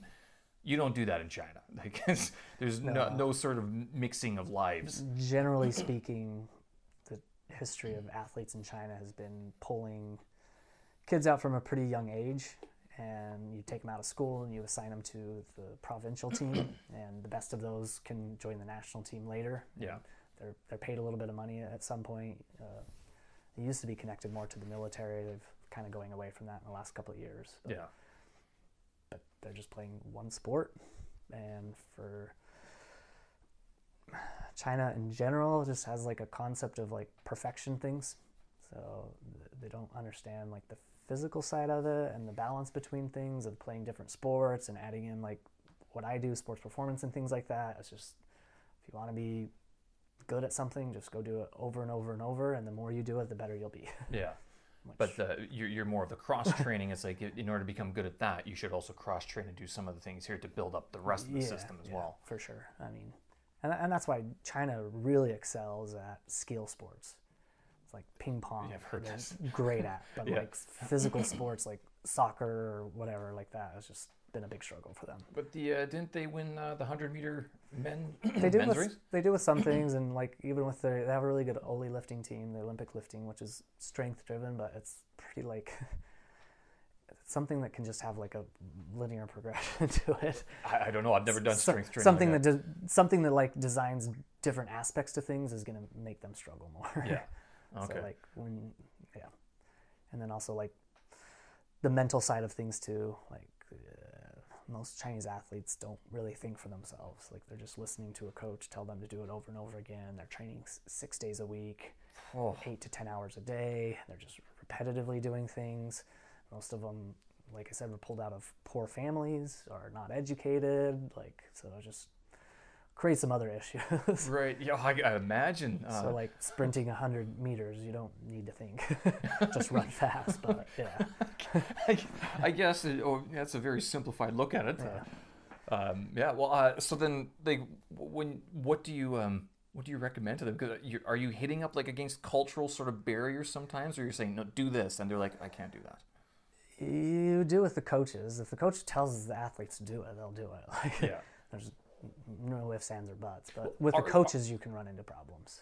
So are you a coach, or are you like side advising to the coach who then relays the information? I'm a coach, but I'm not the head coach. Okay. So I work underneath the head coach who's in charge of everything. And there's other assistant coaches that do different things. So why would you get pushback? What would be a situation in which you would get pushback on something? I mean, in general, like they haven't done any weight room training, or if they have, it's just very specific to something that might not be right, and they might just do it at very specific times, and they're just often not willing to adjust. Mm-hmm. So a lot of foreign coaches struggle with that. It was a little easier for me because I think I just came from a different background with more of a scientific approach to it, and just an explanation of this is why I'm doing it, this is the benefit they'll get, it'll take this amount of time to get there, watch my coaching session, see how it goes. Yeah. I'll teach you these things while I'm doing it, and it usually went better in general. Are you're teaching the coaches as well? Mm-hmm. Okay. Do you have direct contact with the athletes as well? And so when you're dealing with the athletes, what percentage is dealing with the coaches and with the athletes? Nowadays, I deal more with the coaches than the athletes. Right. Back when I was with the Chinese Olympic team, when the athletes came, they did like 1 or 2 hours with me most days, and it's just me then. Yeah. So usually, I like to have one of the coaches there, just to watch and help out, and then teaching that coach while we're doing the sessions just to help them learn, and more so they're just comfortable with it. But that's my class with the athletes. So. Mm-hmm. Yeah. Do the athletes speak enough English to understand? Because you said your Chinese is not good. Two sentences only. So. Depends on the sport. Some did, some didn't. So, yeah. Like the ice dance team was okay English. The triathlon team, I had nobody who spoke English, but also with that position we were assigned a translator as well. So. Oh, okay. So you have someone sitting there translating. Yeah. Wow. Yeah. How does that work? It's okay. Like it took a really long time to train the translator. Yeah. Because like there's just my whole vocabulary is not anything they're familiar with. Yeah. Well, is it just the like your terminology, or is it like the way that you're speaking? Both. Yeah. Yeah. Like the translator with the triathlon team, the previous coach was from Spain. Okay. And for whatever reason, she could understand his English, which I could barely understand. But she couldn't understand me at all. So it took a while to get used to how I talk. And then just my vocabulary was words she just didn't know. Yeah. And then also like she needs to know what I'm trying to get out of them at the time, because sometimes the translations aren't right. Like I'm giving coaching tips or something like that, and it just gets a little bit lost. So I have to more or less train her to be like another coach. Is there any funny examples like where translation just didn't work? No, I can't think of anything specific. Has it ever happened though, like where you're like you say one thing, because I'm thinking all of a sudden Bill Murray in Lost in Translation where he says things, then something else happens, he's like, that's not what I said. I can't think of anything specific, but yeah, all the time of like I'm telling them to like move in a way, and then they go over and correct it the wrong way, and I just have to walk over and be like, no, not at all. Like this is what I have to just get on the ground and demonstrate, or just do it and whatever. But yeah, it was usually okay, but. Yeah. Are the translators athletes themselves, or are they all bookworms from BLCU, the translator college or university? Most of them came from the what's it called, Beijing Foreign Studies, BFU. No, the sports BSU, Beijing Sports University. Okay. A lot of them came through there, okay. So they have interest in it. They might not be athletes, but they have interest in sports, wanting to coach or do something along those lines. So, yeah. They say that. Their Gaokao score kind of determined what their life was like. Yeah. But I thought it was it the guy, the sprinter, the 100-meter dash guy, or was it there was another gold medalist that when they interviewed, they did a biography of him, and in English they said, yeah, he has a PhD, he works at a university. I'm like, Just about all the Chinese athletes are like that because they're put into sports universities and they get sports degrees and that's all they do. It's not like they're fly fishing on the weekends. At least not that I'm aware of. I would say that's rare. To be and honest. I'm not fly fishing either, to be clear. I mean, no, but I mean, a like, hobby here.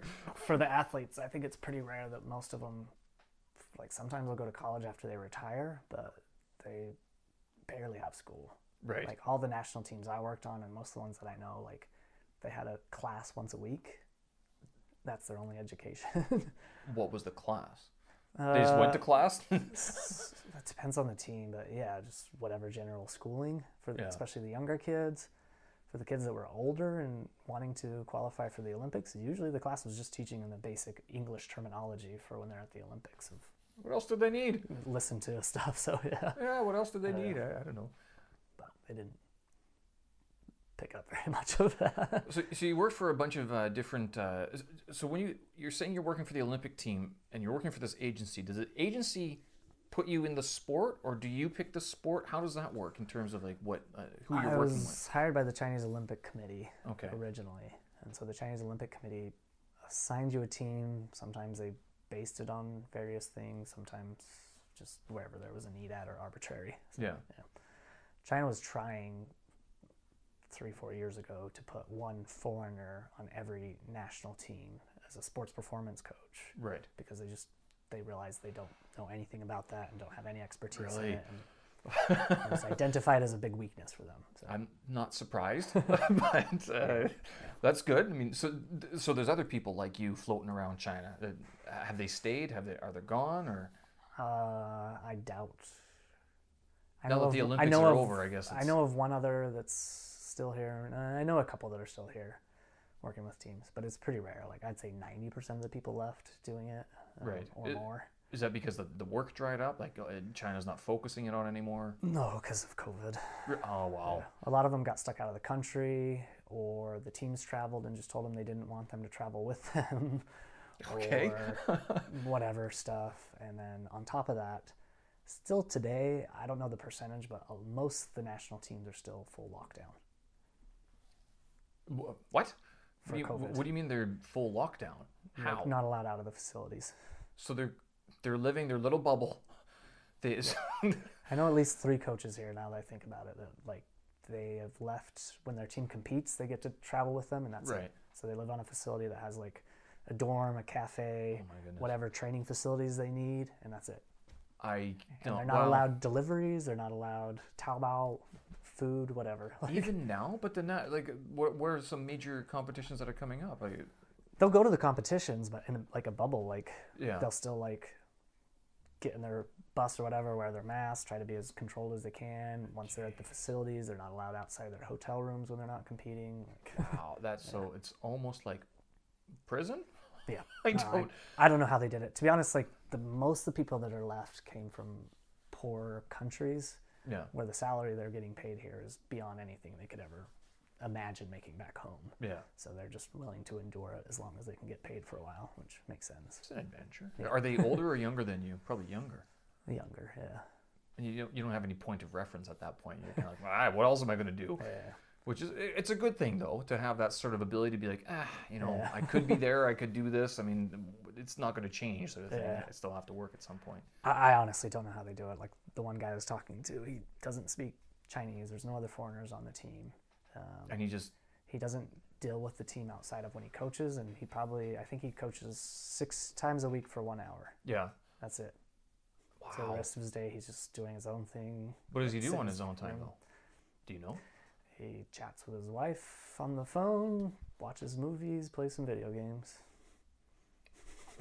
I think a lot of people would like that life. I don't know if I could do it. For a few months, maybe, but after that, I don't know. I would be dying. I don't know. Yeah, see, I think I've taken off with podcasting. That's been, I have to be productive. At least think that it's going to lead to something else. Sure, yeah. So, I mean, I can't consume too many movies or TV shows because I have to produce something. Yeah. I can't do it for sure. Yeah.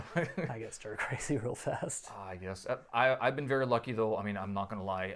I think I was locked down for 7 hours total 2 weeks ago. And that was big 3 weeks ago. I was like, oh my goodness, it's finally become real. Yeah. And then they lifted the lockdown. I'm like, that's still a dream. I haven't been affected very much. And, I think it's part of it is the location that I'm in. But I mean, as we were talking before with COVID, it's popped up here. Yeah. All of a sudden, it wasn't here for 3 years, and then all of a sudden, it's everywhere all of a sudden. But still, hopefully, knock on wood, fake wood, whatever wood, and hopefully I don't catch it. But yeah, I actually feel pretty fortunate that I got it while I was in the U.S. 'cause it reduced my stress of, like, I had to deal with it there, but it's not very stressful. No one really cares in the U.S. Just stay in your hotel room for a few days or whatever, and then you're fine. Yeah. No one's Are you vaccinated? I was, yeah. Did you get boosted as well? I did, yeah. Yeah. I actually had all 3 shots in China, and then also a year ago when I was in the U.S. got a Johnson & Johnson vaccine. Man, you're collecting them. I was thinking about getting one from each. I was wondering if that would be a good sort of backpacker's way of doing it. Supposedly, like, science is showing that mixed vaccines is more effective. I was planning to get the mRNA vaccine this time, but then I got COVID, so it's just as good. Well, there you go. It's done. So then you got the Chinese vaccination then. Yeah. So it's part of the inoculated or whatever the inactivated virus or whatever it is. Yeah. Okay. So that's the true one. I'd say it's the authentic material you're getting because that's what they use for all the other vaccinations. That's a pretty standard procedure one. Yeah. But I don't know. Has it been as effective? I think COVID. You're going to get COVID anyway. It sort of looks like. As of now, especially with the latest strain, I think that vaccines have zero effect on catching COVID or not catching it, but the level of sickness is definitely reduced. Definitely, yeah. I mean, like even here in the Shuangjing area, chatting with people who weren't vaccinated had pretty rough 24, 48 hours. Oh. And people who were, it was mild, like had a little bit of a fever or whatever. So that doesn't make in me general, feel good. but also like the couple people who weren't vaccinated here, it was literally like 24 to 48 hours when they felt better. Were they active people? This has been my big defense. Like, well, I run so much, but I've also seen healthy people get sick, and They're pretty healthy. Yeah. I mean, you're gonna most likely get some sort of symptoms from it, regardless of if you're vaccinated or not. But yeah. Well, again, I haven't had it. I've been tested pretty regularly throughout. A couple weeks ago, I had food poisoning, and that kind of. I was wondering, I'm like, is this the vid? I went to go get tested that day. Nothing came back. Yeah. So I'm like, but that was also after the first day of Chinese winter, and I had fish gels the day before. Yeah. And I think that was it. I think it was the gels. It wasn't the COVID. I've had it a little bit here in China, but for the most part, like both the times I've been in the U.S., like just because I haven't been around COVID that much, just like every time, like I wake up in the morning and like I cough once, I'm like, is it COVID? Like, I just have a hangover in the morning and have a headache. It's like, is it hangover or COVID? Like, well, all those pub crawls that you're going on, you're all over the place. Do you ever? That's been the thing I noticed both times from getting, because I got COVID a year ago too. My drinking capacity definitely reduced for a month or two. From after COVID? Yeah, like I was much bigger lightweight. Really? Yeah. Oh, wow. Okay. Well, I've stopped drinking recently, so maybe I did have COVID. Shit, I don't know. I don't think so. Nothing came up. I mean, it's not a bad thing. It saved me some bar tabs. Well, and you don't wake up feeling like garbage anymore, which is a plus. And, but you do seem to talk about pub crawls quite a bit, given your job, and I mean, you look like a fairly healthy person. I like to drink beer a lot. Right. Okay. But when you drink, is it like, okay, we're getting wrecked tonight? I mean, I've probably done that more in China than my whole life because it's more culturally norm here and accepted, but I don't like to get hammered. I like to go out and have I'm a heavy, I can drink a lot. Right. So the numbers are whatever, but like go get 6 to 12 beers with buddies in a night and that's great. Over the night though, not in like an hour or 2 No, hours. like over 4 or 5 hours or something. Right. And like, yeah, get a little buzzed and drunk, but like I can ride my bike home just fine. Yeah. Do you eat food too with your consumption, your alcohol intake? Sometimes, yeah. Sometimes when I remember to eat. Yeah. Is there a big difference between like the pub culture that you in United States these days, and then like what you've experienced in China? Do you see a big difference in terms of maybe camaraderie, what you're drinking, what you're eating? I mean, you definitely eat more food in China with drinking. Really? It's okay. Pretty normal. Because tuar, you eat those meat skewers and stuff like that. Yeah, it's just, I mean, outside of like Beijing and Shanghai, like there are bars, but they're really rare. Usually you're just going to food places and drinking a bunch with friends. Having an excessive amount. The Yeah. blue case of Qingdao gets set down. Yeah, exactly. In general, it's less social here in China. Like, you're usually with your friends. Yeah, You're not okay. interacting with strangers. Like, when I go to the bars in, like, my hometown particularly, where once people are drunk, we're all chit-chatting with Everyone's each other. talking It's to just each one other, big yeah. party and whatever. Does happen here, but usually just at the foreign bars. Yeah. Yeah. Your Great Leap, the Jing'e, where it's sort of a bit more foreigners usually. Yeah. And there's a lot more. So does Lots of international people here just get a little bit more, definitely more drunk here. There you go. Does your team know that you do this excessive drinking during your pub crawls? It's not excessive drinking. They know I like to go out drinking. Right. Yeah. My boss, like, maybe 6 months ago, like, I was having to do a lot of after work, like, training and stuff for a while, because we were working with some big companies here, like Tencent and NetEase, working with their, like, they have a bunch of adults that play in big soccer leagues. Yeah. And so they wanted me to come in and do some basic coaching with them and things like that, which was kind of fun, but it was a lot of after work. I was kind of getting grumpy about it. Right. And my boss kept trying to be like, I know, like, every time you have a beer, you're happy, so I'll give you some beers. I was like, I can't drink while I'm coaching. Like, Yeah. Once we're done, sure. But it's not it's not in the Chinese culture to drink and work at the same time. Definitely is. What? Really? Yeah, it's way more socially acceptable. Depending on what work you're doing. But like, I think none of the teachers that I know will, if Not- they're Chinese, they're not drinking during the not day. at a teaching job, but if you work in a government or national company here, like, drinking's a huge part of it. Really? Okay. Yeah. Wow, And, I'm like, missing out on that. I've heard it's kind of going out, but like, you used to like when you're meeting with people, like, they'd usually have conferences and you drink heavy for lunch and you drink heavy for dinner and then have your meetings in between. Yeah. Effective meetings. There you go. Yeah. Even with the national team, like, if we had team dinners or whatever after that, like, you have to drink a lot. Really? Yeah. Why? What's the reason? You're a bunch of athletes. The athletes aren't getting drunk usually. Okay. The It's just coaches. the coaches and the other staff or whatever. But That's a good example. It's just a traditional Chinese thing that you have the big round table with the drinking, and there's a whole thing to it that the head guy has to cheers everyone and then, like, make the speech or whatever, and you only drink when he drinks and cheers, and the whole thing. And if you're the guest there, it's rude if you leave sober, so you have to get drunk. Can you fake it? We've learned to do that.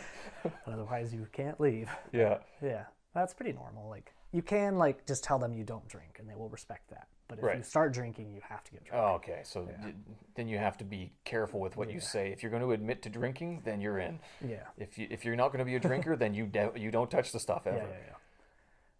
Like, even through my wife's work, if she's meeting through government people, like, they're every dinner, like, they're gonna do heavy drinking. So. Did the women drink as much too? They will. Like, my wife just prefers to say she's not gonna drink because they'll get her to drink a bunch. And older guys in China treat women a little differently when drunk at these type of things. In what way? What do you mean? Whatever could you mean? Yeah.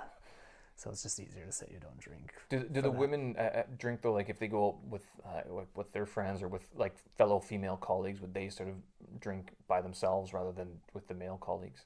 No, they'd all drink together. Yeah. Okay. Like, our Chinese colleagues who were females came out and drank with us usually. Yeah, I don't see too many female colleagues of mine drinking, to tell you the truth. Certainly not as much as the guys.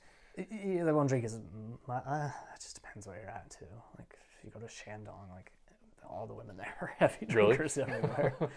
But yeah, we did like a long time ago. One of the first times I did, like, the formal traditional style eating drinking with, like, government or whatever. It's always the same style of, like, the way you eat, the way you drink, and I didn't understand any of it. Like, you're just not allowed to drink on your own and all that, and there's specific ways to do everything the whole time. Yeah.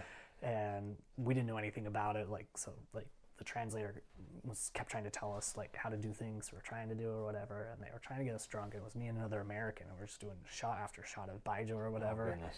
And, like, we were fine. Both of us were heavy drinkers, but, like, they were just wasted drunk. Like, like, 3 of them are passed out on the couch or whatever, and, like, I was like, well, it looks like you guys are done. Like, I was like, bye, we're off to the bar. I got a DD coming in and left. And the next day, the translator's like, you can't do that.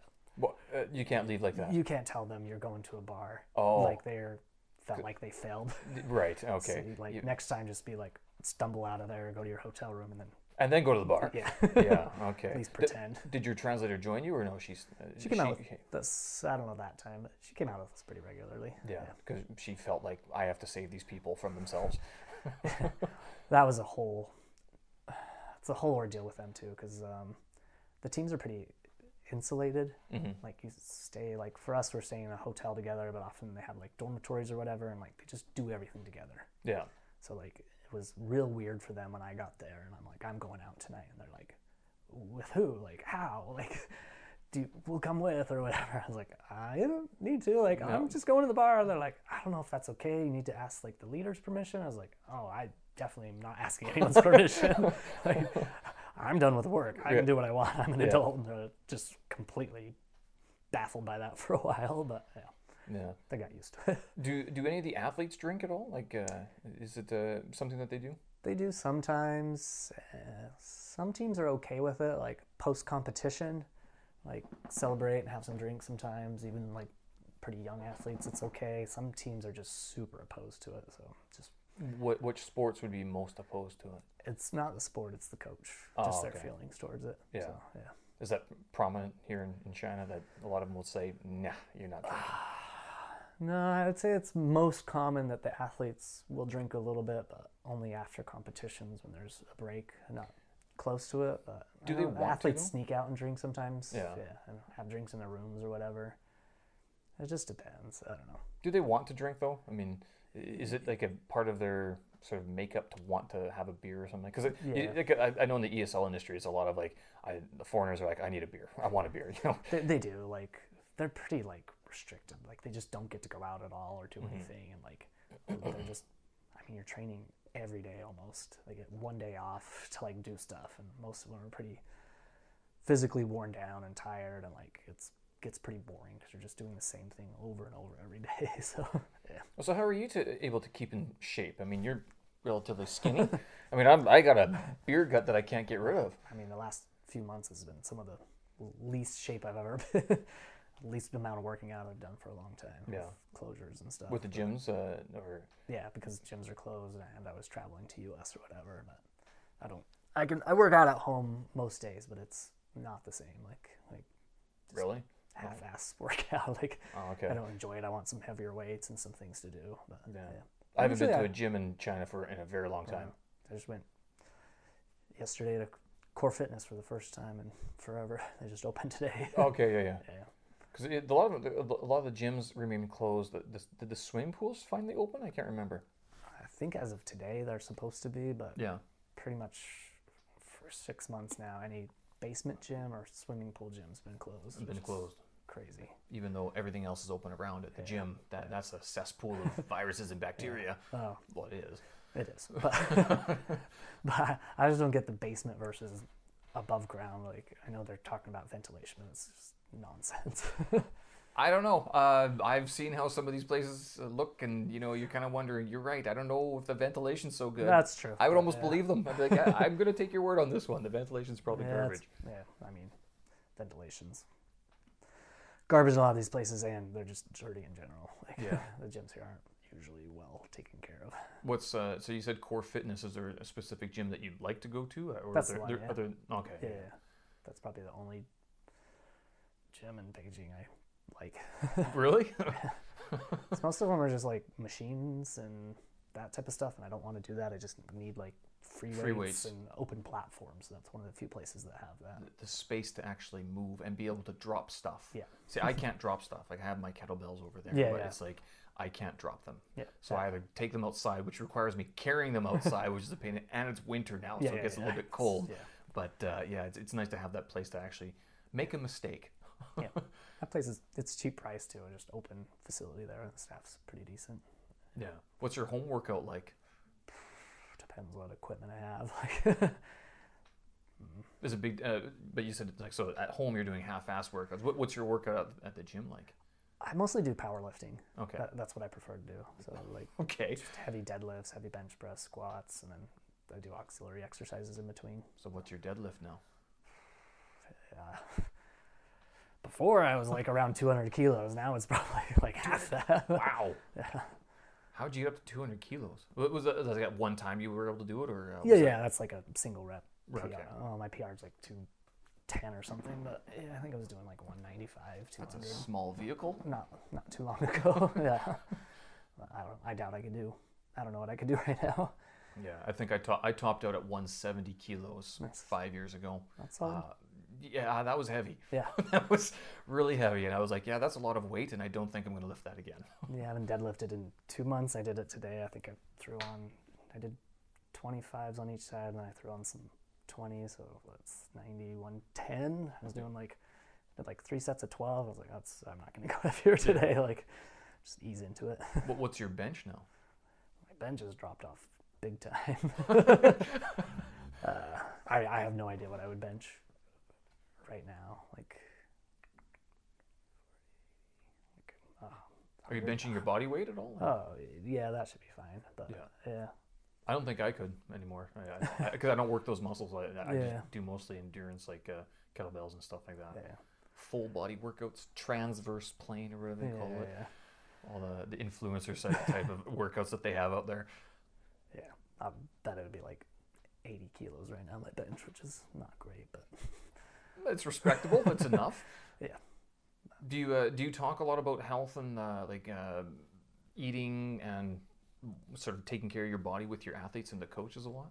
I try to. It's a little bit more difficult here in China with translation and understanding of those things. Like, that's one of the more difficult things for me. Like in the U.S., when I'm working with athletes, is I'm just not just coaching them. I'm trying to teach them all these things so that Right. like after a few months, if they want to go do it on their own, they could. But they keep coming back to me for the experience and knowledge and things like that. But I want them to know why they're doing them and all of that stuff. And I don't think the athletes care as much here. They just, I don't know. And even the coaches, like if you talk to them about nutrition, they're like, okay, do you want to design them their meal plans? Like, no, I definitely don't want to do that. I want to teach them how to eat right. Right. That's a little more difficult. I've always wanted, because you do see some big guys at the gym, and I'm kind of like, they can't be eating the Chinese food, the traditional Chinese food. What's your take on that? On the typical Chinese food, Yeah, it's mixed feelings for me because in general it's reasonably healthy. It's just a lot of oil, which isn't necessarily bad if it's good healthy oils. right.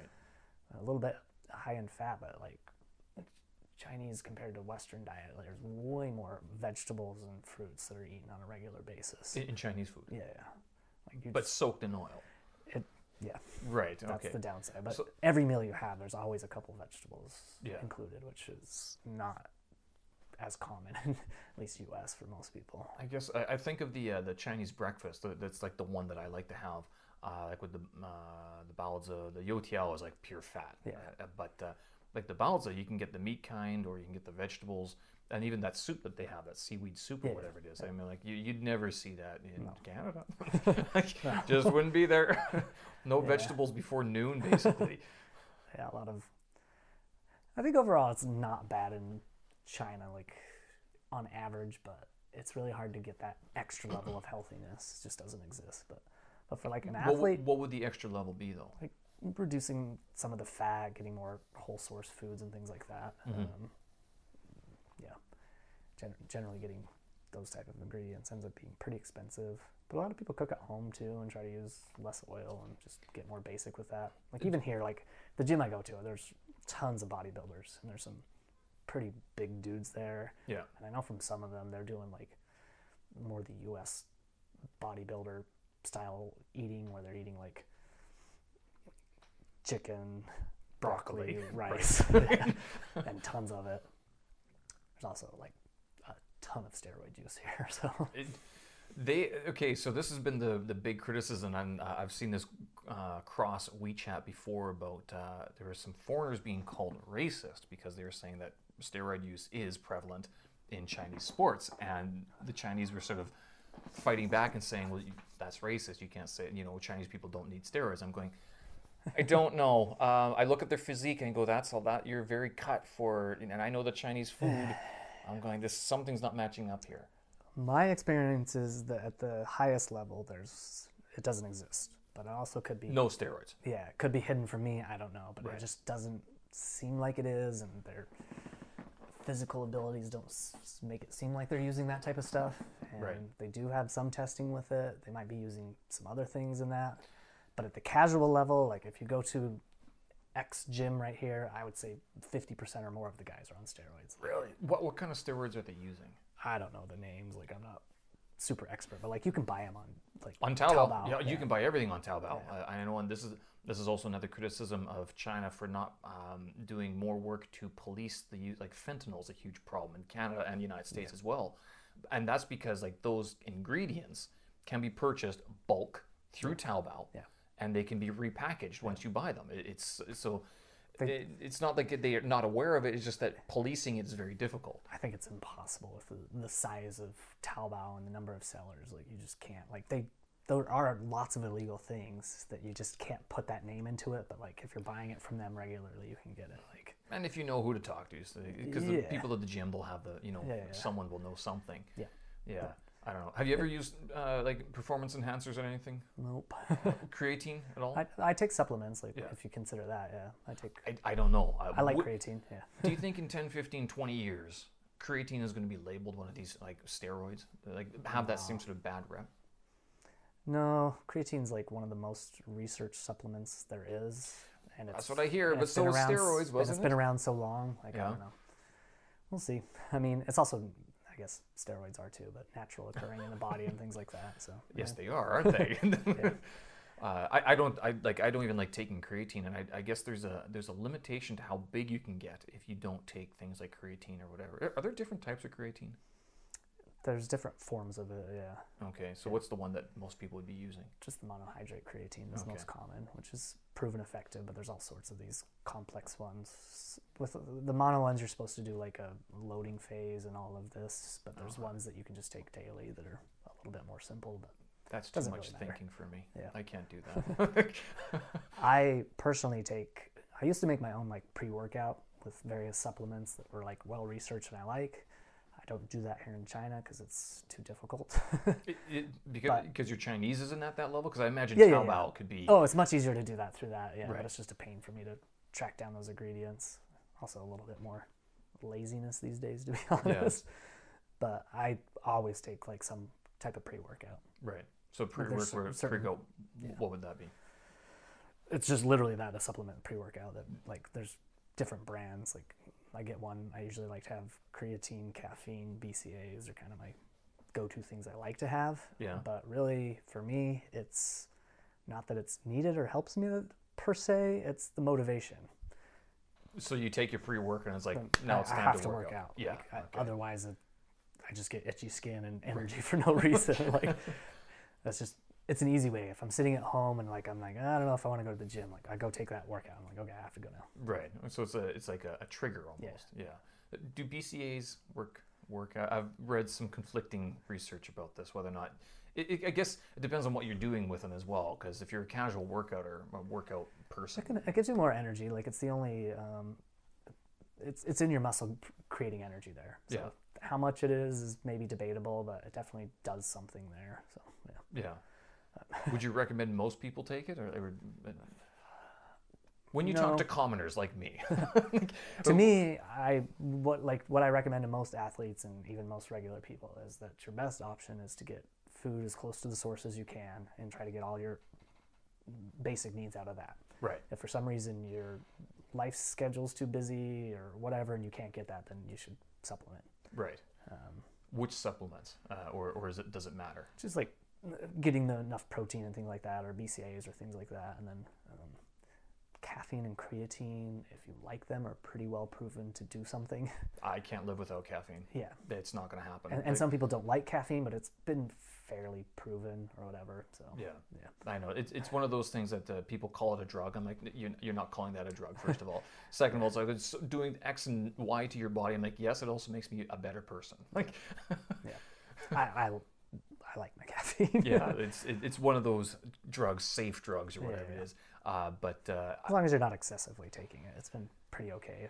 I've Like a couple cups of coffee every day is perfectly healthy. I cut off at 2 p.m. now, and I've noticed that's improved my ability to like zonk out right away. But other than that, I don't take any other. Like I don't like taking creatine because it's extra costs, it's expensive, and I'm going. I don't know if I need it. Like, it shouldn't be expensive. Well, if I get these protein bars. Okay. Right, and they're 25 kwai a piece. I'm going, well, why don't I just have peanut butter instead? You should be able to buy like a tub of pure creatine for like my 40 kwai, and it should last you like 2 months. Like, because I was getting so cheap. I was getting the imported stuff that was like bloody expensive. I'm like, I don't want to spend the money on this. Yeah, that makes sense. I mean, even in the U.S., like I bought a huge tub that lasts me 3 months for like $20 US. Like, it's one of the cheaper supplements in general if you can get it. But does it give you gas? Horde gas?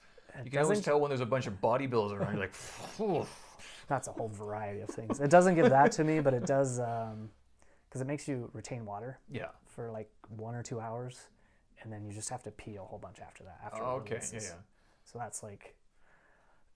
I don't recommend this to people, but I often like take my creatine pre-workout, go to the gym, and then I'm done. It's around that time, so I grab a beer with a buddy on my way home.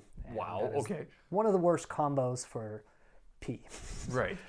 Well, in terms of dehydration as well. Yeah, so like you've been retaining water for 2-3 hours, and then you take a diuretic and beer, and then it's just like every 15 minutes I have to walk to the bathroom. Floodgates open, man. Yep. Floodgates open. I've read that like some health circles, they discourage people from drinking, especially after workouts. Yeah. But what's your take on that in terms of, I mean, the study that I read, it was they were testing high school or university athletes, and it was within an hour or 2 hours after the workout, they had them consume 5 standard drinks. I'm like, 5 standard drinks is quite a few, first of all. Yeah. And especially if you're not eating, I mean, it could be dehydration. What's your take on the alcohol sort of workout combination? I mean, ultimately, for like a high-level athlete, I would pretty much recommend against drinking in general. As you're at the pub messaging them, don't drink. Don't be here.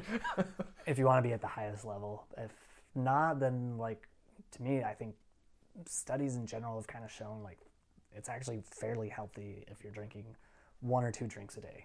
What? In general. What studies are you pointing to? There's been multiple ones on this, just because like you're happier and the alcohol content's not high enough that it's an issue.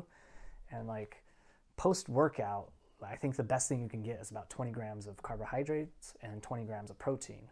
So like if you're going to the bar afterwards and having 1 beer or whatever, then it's actually reasonably okay with you. The amount of alcohol you're getting is insignificant enough. But the bigger issue is most people like won't just go have 2 beers. It's not 2 beers. You tell yourself you're going to have 2 beers, and then 10 later you're like, 1 drink, we'll go home. Yeah. Then it's like, all of a sudden it's 3 a.m. You're like, oh, well, there goes that one. My younger days, I was much more vigilant of like, because this was more my mindset. I enjoyed working out a little bit more and was trying to be in shape for sports myself and things like that. So like, I was happy to go grab 1 or 2 beers with a friend and then go home. But you were that disciplined. Yeah. It wasn't even discipline. It was just, I mean, I guess it is discipline, but it's just my mentality at the time. It's just what I wanted to do. Like just relax and have a beer or 2 and then head off. Whereas now I don't want to do that. I appreciate that. I mean, I've actually I've tried switching over to non-alcoholic beer in the last 2 weeks or so, and I was like shocked. I was like, this is a godsend. I'm like, are you kidding me? This is you get the flavor, you get the bubbliness, you get the bloat, but you don't get the buzz. And typically, what it is, like I'd have 2 or 3 beers before dinner. After dinner, I don't try to drink anymore because you can't drink beer after dinner. You're usually too full anyway. And I was like, this is fantastic. I mean, why didn't I do this before? But I think there's still an element of dehydration that takes place with even with non-alcoholic beer. There's still your. It can be. I don't drink anything carbonated in general besides beer. Oh, okay, hence this stuff. Yeah. Right. Okay. So you're drinking more of the hard stuff. I mean, I drink a lot of beer. Okay. I'm a big beer drinker, but but I don't drink anything else. Like I don't drink soda or anything like that ever. Right. I just don't think it's healthy for you. So giving you sparkling water was a terrible idea. It's fine. It was the only one I had, actually. I realized I haven't been out very much. No worries. Yeah. What about like in terms of performance for types of alcohol that you could take or consume but still be okay to function? Like is it scotch, beer, wine? Because you mentioned the health benefits, 1 to 2 drinks. I've heard this before, but is there a difference in the type of alcohol or where you're getting it from? 2 studies that were pretty big on this didn't say, like, it just said any type of drink. Because the original study that came out was having 1 or 2 glasses of wine is healthy for you. Okay. So then they started copying that with other drinks, and they just didn't see a difference. Yeah. But one, I think beer does have some other benefits of having ingredients that are actually healthy for you and okay in various situations. But the more color and alcohol, the more you're getting bad products that give you the hangover and stuff. So drinking vodka or baijiu is going to be generally better for you if we're talking about an alcohol quantity compared to something else. Right. So at least where your hangover goes. Okay. I don't think it's healthy for you, but like as far as hangover goes, you're less likely. I can attest that vodka hangovers are easier to get over than baijiu hangovers by far. The quantity of ethanol usually is the biggest factor for a hangover. So the less there is. Well, you got to hydrate. And I don't know about you, how much water you drink while you're drinking, but I mean, I've gotten better over the years. It's like, okay, if I'm going to drink, you get home, you crush 2 liters of water. Yeah. Doesn't matter about the 4 a.m. wake up pee time. Yeah. You drink that water because if you don't, you're going to feel worse the next day. Yeah, I used to for a long time do that every other, like have a beer or cocktail and then have a water and go back and forth. Yeah. You never will have a hangover with that. But yeah, but you have to remember to do that. Yeah. How many times have I ordered a beer and water and the water sat there for 3 pints worth and you're going, not working. Yeah. I think I did like maybe 6 years ago, I did a full year of having 2 drinks every day. Beers, because it was wine? After the study. It didn't matter. Just the 2 same drinks. quantity, 2 drinks. And I did it every day, and I never had more. Right. And how'd that work? I felt healthy. It was good. Workouts were good at the time. There was no issues there, but it sucks. Why? Like you're not getting buzzed ever because you're used to that exact quantity, and so you get no joy out of it. Like I'd rather, after a while, it's like I'd rather not drink for 3 days and have 2. Right, and so you get that little bit of something out of it if that's what you're going for. Otherwise, it's just going through the motions of getting some calories in you. It's like at that point, it's like forced to drink a protein shake or whatever. Right. Yeah. You mentioned the happiness thing, and I think that's one thing that a lot of these critics of alcohol miss is that some people it's their one thing that they do. Some people like to have chocolate cake. Yeah. Some people like to play video games for 6 hours, but it's like some people say, I just like to have a beer and just not think. Yeah. Or it stops that ability to think. And, it's a very different experience. So, and I believe that. Like, I do believe that, you can chill out as long as you're that type of person who can stop after 2. Yeah. I mean, for me, and drinking in general is the social aspect. Like, I don't drink by myself at home almost ever. Like I want to be out with friends or whatever. Oh, okay. Chit chat. Okay, there's a difference. Yeah. And then the other part of it is it definitely slows down my brain. Yeah, by far. I don't normally drink during podcasts because I've noticed if I have to think of something like, oh goodness, what was it? Okay, retrace the conversation again. Yeah. So I've stopped during podcasts so much. I'm not saying that we can't drink. I'm just saying I wouldn't be having 4 or 5. Yeah. I did one episode where it was actually a couple episodes ago where we went through 5 bottles of wine. The podcast went on for 4 hours. Yeah. And I've received comments of it. It's like, yeah, you just went on. I'm like, yeah, I know. It's because we just kept on talking and drinking, and it was he was also leaving the country as well. So it was one of those. I think it can lead to some good conversations, but then it also could get boring for other people because you're rambling a bit. Yeah, I think it's very. That's why for me, in the moment, I like to stay as sober as I can because it creates the content that you could go ahead and drink to, and I'd much rather be what people are able to enjoy rather than this is 2 people getting hammered. Yeah. We don't need any more conversations like that. Yeah, that's true. But this 2 drink thing actually.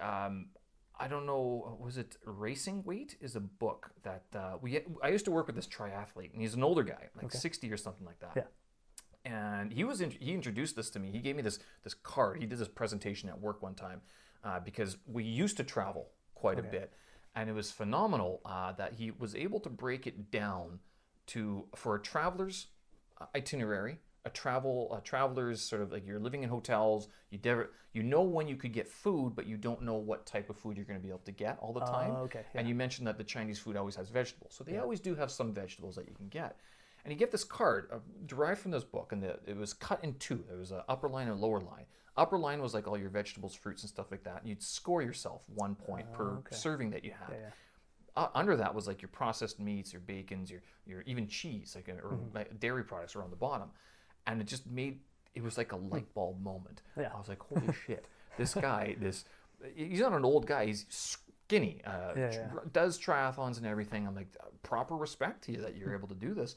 But that sort of kicked off my own sort of like health awareness. And part of this card says, if you're a woman, 1 drink a day. If you're a guy, 2 drinks a day. Good. Yeah. I was called sexist for that at one point, but apparently it's research that the men's body process alcohol differently than women's do. Have you heard this at all? Like, because you did the 2-drink experiment.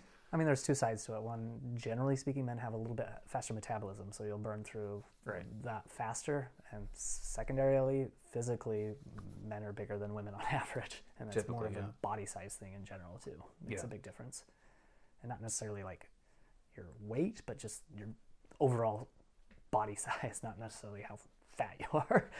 For comparing. So I've noticed that my body, I'm able to recover from hangovers. Not that I'd like to try this. I don't test this very much because I think the type of alcohol I've started drinking, I drink more lagers and pilsners now, which are lighter than IPAs and stuff like that. I don't do shots of scotch or vodka as much anymore.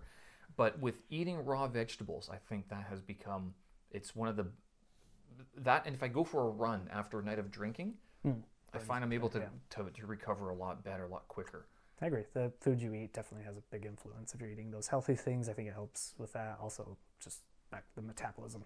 If you're generally fit and exercising more often and have a high metabolism, I think you can recover from it quicker. Right. I have a question for you, Mr. Health Man, about eating these healthy foods, because my girlfriend was in one time, she was in tears that I was eating raw vegetables, raw peas, and raw green string beans. And as a kid, did you eat string beans raw all the time, from the garden? All the time. I guess. Ever from the store? Would you eat them raw? You'd wash them, of course, first. Yeah, rinse them off. But I'd eat them like that. Yeah. Right. Okay.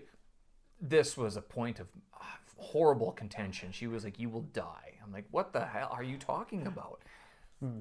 Fast forward a year and a half, and I'm like, "So wait a minute, what is it about this?" And she's like, "Well, because there's pesticides, and those are in the vegetables." I'm like, "Okay, yes, and probably China has a very different pesticide grading system than the United States or Canada does." And so I'm like, "Well, how can I solve this?" She's like, "You soak them in starch for 10 minutes, cornstarch, and it leaches the pesticides from this." I'm like, "Okay, maybe. All right, well, let's try it." It made her happy, so she doesn't look at me as abhorrently when I'm eating my raw broccoli and peas. But have you heard anything about this, like how to take out the pesticides from this stuff? I've heard things about that, but I feel like most research has just said like properly rinsing it off gets rid of most of that stuff. Like, I don't know how much leaches into it or things like that. Like, I don't know. I try not to overthink that too much. Generally speaking, cooked vegetables have less nutrients in it. So. How cooked though? Like how many minutes? I don't know an exact time. But the more you cook it, the less vitamins and stuff are in the vegetable. That's just pretty proven. Right. So then there's also an advantage of like the digestive health part of eating a raw vegetable gives you the things to clean out your body a lot better. Yes, fantastic. Yeah. I'm not gonna lie. So then with the Chinese food that we see, because you mentioned before that they do get vegetables, but I've always seen it like it's cooked a lot in oil. So you're getting that double whammy of like, is it actually as healthy? I don't think it's as healthy, but it's still good for you in general. Better than not. The type of oil is always debatable in China. If they're using good oils, then it's probably still pretty healthy for you. If they're not, then whatever. Yeah. Like even for me in the U.S., I started adding like healthy oils to a lot of my food when I was having too low of calories. Right, so like your avocado so that's an easy oils thing and stuff, to add olive into oils it. and stuff. Just like, but not cooked, just poured over whatever. Like it was good for me, but other people, depends what calorie level you're trying to be at. Because they're obviously per gram, there's a lot more calories in oils and fats than there is in carbs and protein. Yeah. Do you track your macros? Do you track your food at all? Not nowadays. I have at various points of time. Right. But, And is it a big issue at all? Like, do you recommend like your athlete? Because you said you weren't going to create these meal plans for your athletes. I have done that in the past, but just no one will stick to a meal plan, and my creativity of what to eat is going to be too boring for you, and that's always going to be the case. So you just need to know what to eat, and at some point, I think if you've tracked your macros in general, you just know roughly what you're getting, and if it's good or bad. So you should be attentive of that yourself. For me, I've never really had an issue. I've always had a super high metabolism, so like the quantity of calories doesn't matter. Yeah, it's in terms of intaking calories, like I haven't really. I know if I swapped out certain foods, if I don't have peanut butter, that seems to lower. Like I drop weight faster. Yeah. When I stopped having bacon every morning, that was a big one, but it was a mental switch. I was like. I kind of like having a couple slices of bacon, but it's apparently not the best. And there's been questions about what type of bacon is being made here in China. I've heard that as well. So I was like, okay, we'll try without. And that's always the concern with food in China is like there's plenty of good food, but you just don't know the source or whatever, where it's coming from. So white rice, is it as bad as they say it is? I'm not a big rice eater, but it's fine. Like we live in China. It's served with every meal. I should take that back. I do like rice, but I don't eat plain rice like people here in China do. Like, okay. Like if it's in my curry or something like that. Sure, oh, okay. But, yeah. It's not a very complex carb, so in theory that's not the best option, but I don't know. Depends on the quantity you're eating too. I just these American influencers on Instagram, they're like, you have to eat brown rice, but then you go to the gym, these guys and these girls, they're eating white rice. I'm like, there's got to be something here that where we're not being told that white rice isn't as bad as they're saying it is. I mean, the more complex a carb is, generally the more healthy it is for you, right? Because it's longer for your body to break it down. But having a simple carb is direct energy. So if you're having direct energy in a simple carb and you're going to the gym, you need energy at some point, so you're probably burning it off. Other than that, it's not unhealthy. The unhealthy part is if you're having an excessive amount, especially of simple carbs, they're just getting turned into fat in your body and stored. So we don't want that. This is actually one of the reasons I stopped. I want to try not drinking alcohol, because maybe you can clarify me on my understanding. The whole intermittent fasting idea. So after 12 hours, your body kind of goes through its carbohydrate stores and it starts burning through the fats. Yeah. But if you have alcohol, your body burns that first, and then it moves on to the carbs? It does, and like direct alcohol is kind of an empty carb, basically. You're not really using it for energy, but you're burning through it. So it's generally going to lead to storing more fat. Right. Yeah.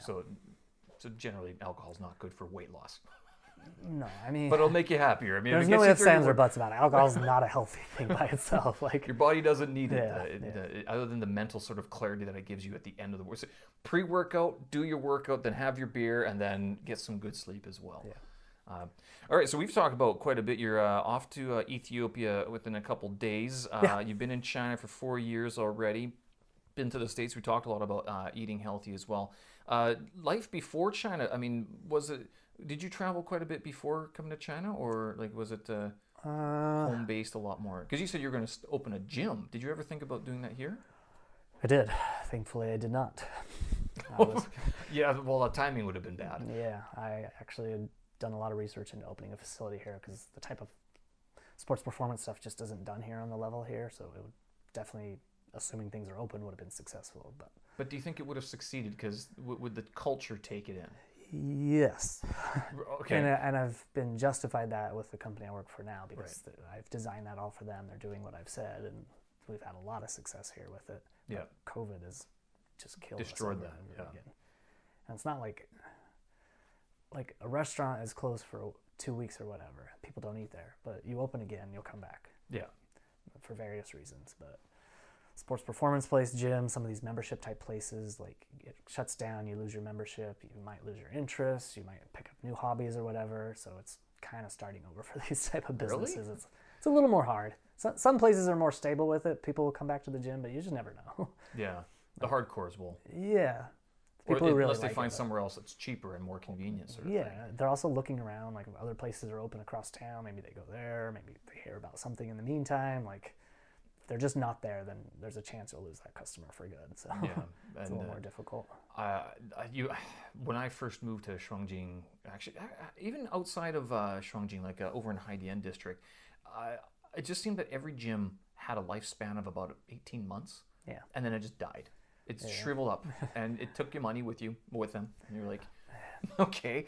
Another gym would open up nearby, but you're going, what's going on here? There's a handful of, we actually dealt with that because there's one over, I forget the community name, but where the Brick is at. It's just over there, it's just down the street. Yeah. They had a gym inside that complex. And yes, I remember that. So it's two gyms. Two different gyms. So it's a whole chain of these few different brands, and after we did some research, because they shut down and remodeled, told us like when we reopen in 6 months, we'll like give you your old membership back or whatever, and like they reopened and we're like, no, just like really rude about it. So like my wife did a bunch of research, and that is their strategy. Yeah, they open a gym, they want to be open for a year, drive up as many memberships as they can, close for renovating, sometimes change the name or whatever, collect all that money, because the membership rates go down as they're older, and then reopen in 6 months, either with a new name or at least remodeled with some new fancy feature. Start over with big membership drives, bring in all your salespeople, and just keep the cycle going. Yeah, that sounds exactly what my impression was. Yeah, that's super common here. What company was that was doing it? I can't remember the name, but they changed their names or whatever. Yeah, do they? Yeah. I always thought I thought it was like with these the restaurants. I always kind of thought there's sort of like a good Chinese entrepreneurial spirit. I mean, that's awesome, you guys. But then I started thinking like maybe they're either getting subsidies, like business subsidies of some sort, or they're doing exactly what you're saying, and they're just scamming people like this. Restaurants, I think that does exist because like new businesses are more successful in Beijing, particularly. Like nobody, if there's a new restaurant in town, everybody goes. Yeah. They're super excited about it, and then it peters out if it's not successful or just in general. So it's nice to do that. I do also know it's really common practice to give you 3 free months of rent before the contract kicks in. Oh, so is that what it is? Restaurants are going to take a try and see if they can make business in 3 months. And even just regular stores, like they try. If they're successful, then they'll start paying rent. If they're not, then just duck out. Wow. Okay. Yeah, that's you're a wealth of information here. You've taught me more about Chinese business than I've learned in like 6 years, 7 years. Any other nuggets of wisdom that you have about Chinese business? I ask a lot of questions in China. I'm very curious about everything. So yeah. Yeah, but does your wife help you a lot with this sort of research and everything? Like how involved is she in your life? I guess in your workout stuff and everything. A little bit with that stuff. Like if I can't figure out answers, she can definitely help me with some of that stuff. Some of the things are things she just knows. She also just has me and her have a lot of diverse friends and various businesses that I just want to ask a lot of questions about, know everything about. So, yeah. That's good. You don't just know a bunch of English teachers who don't have any other businesses going. Yeah, no. English teachers here are great, but limited knowledge on some I am subjects. from that community, so I know. I mean, a lot of them don't, not a lot of them are talking about businesses. Very few of them either have businesses, have ideas for business, or even interested, to tell you the truth. Yeah, I think there's 2 different parts of English teachers. Like for you obviously like China, or interested in it, care about it, and things People like say that, and I sit here going, I don't know if I can. But you have, I don't know the percentages, but you have a huge chunk of English teachers that are just here for money. They don't really like China. They don't want to go to anything Chinese. They just go to the foreign bars. They want to complain about it and whatever. Like I know the type. Yep. And it's fine if you're just here to make a buck, but yeah. And I think a lot of those have been purged. COVID did a good job of purging them very, very... There's a lot less, for sure. Yeah, and I've been told that like the type of foreigner who's left either has nothing else to go to, or they're one of these people that they at least have like some sort of interest. I would not say I have any sort of love for Chinese culture, because when I came here for the job, came here for the money. Sure. I didn't want to learn the language when I first got here.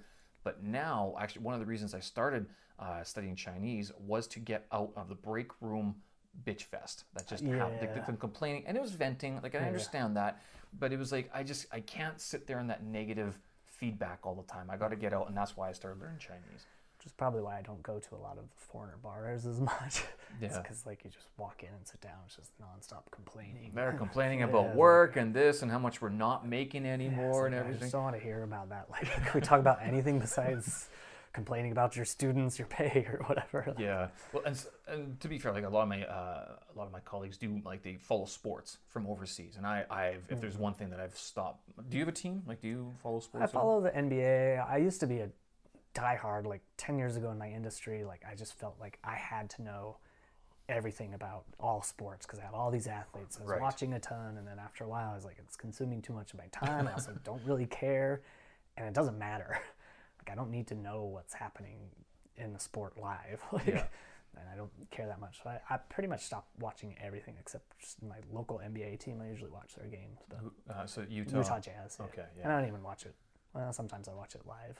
It's actually the best thing about Beijing time for me is that. In the morning. Yeah, it's like if I'm not working, I get up at 10 a.m., the NBA game's on, like I have coffee, it's perfect time to watch it. At least you have coffee. The people I know who get up for the NFL is not coffee. Yeah, it's early morning and 3 o'clock, drinking. 4 o'clock, and they have beers. Well, it's NFL time, so I've done that for like the Super Bowl most years. I like to do that here. Well, that's a special occasion, I guess. And I'm not there to watch the game. I'm there to drink in the morning. Right. Okay. Yeah. I don't. They don't play NHL here. I think they did leading up to the Olympics. NHL? Yeah, they did a couple games. So go to Plan B. It's on nonstop there. At night? No. Not at night. They'll do the replays, but the bar there has usually it's this big sports package and showing everything. Usually it's rugby or Aussie rules footy. They play or cricket. I don't know why he plays cricket there. I don't know. But he'll let you put on whatever if you want to watch something different. I guess I'd have to know where to look. I don't know. I mean, because the guy from Plan B, one of them's Canadian. So I know, like of course he watches hockey, but I just don't. I'm not. If I'm going to Plan B, it's beer, burger, done, back home. That's it. Watch YouTube clips. It's a lot more controllable. I just don't follow teams as much anymore. All right, well, dude, we've done quite a bit here. Anything else that we need to know about your stay in China? Your excitement for leaving for Ethiopia? Good question. Any more secret alcohol drinks that you have made out of other various body parts? No. Chinese food. What do you think you're gonna miss? What's the craziest food you've tried? And what are you looking forward to in Ethiopia in terms of food selections? There's a lot of food I really like in China. That's like easily Wow. Easily one of the best things about China is the food. Like, there's a lot of great food dishes here that I'll definitely miss. Like hot pot in general, like all the different styles, like are great. I'll miss, like, here in Beijing, you can get such good quality Asian food in general, like good Chinese food, obviously, but you know, pretty good Korean, Japanese, other places too. Yeah, because we have all the super diplomatic embassies and everything. Yeah. Like I love the pig brain at the barbecue places. Really, it's you one have of the that? foods I didn't know I would like, but I love it. It's just creamy pork. Oh wow! Okay, yeah, I eat that all the time. Yeah. No, don't think I've ever had it. I think I had eyeballs, ox eyeballs one time, and I was like, I don't know if I need to do this anymore. I actually like a lot of those more odd foods. Like I eat the typical Beijinger food, like the luzhu, the pig intestine dish. That's great. There's a really great place over here. The donkey sandwich place over here is great. You've actually been? Oh, okay, I've never been there. Just get the sandwich. It's great. Yeah. If you don't know, I mean, donkey meat's not that weird, but if you don't know what it is, it just tastes good. It just tastes like meat. Yeah. And looking forward, going to Ethiopia, what do you think? You've done your research? I've eaten Ethiopian food plenty before going to Ethiopia. It's good. It's pretty basic. Yeah. But it's good. I'm not particularly looking forward to any food there. I am happy that they make fantastic coffee, and coffee beans are everywhere. There's coffee shops everywhere that are really good. They make a really particularly strong coffee too that I like.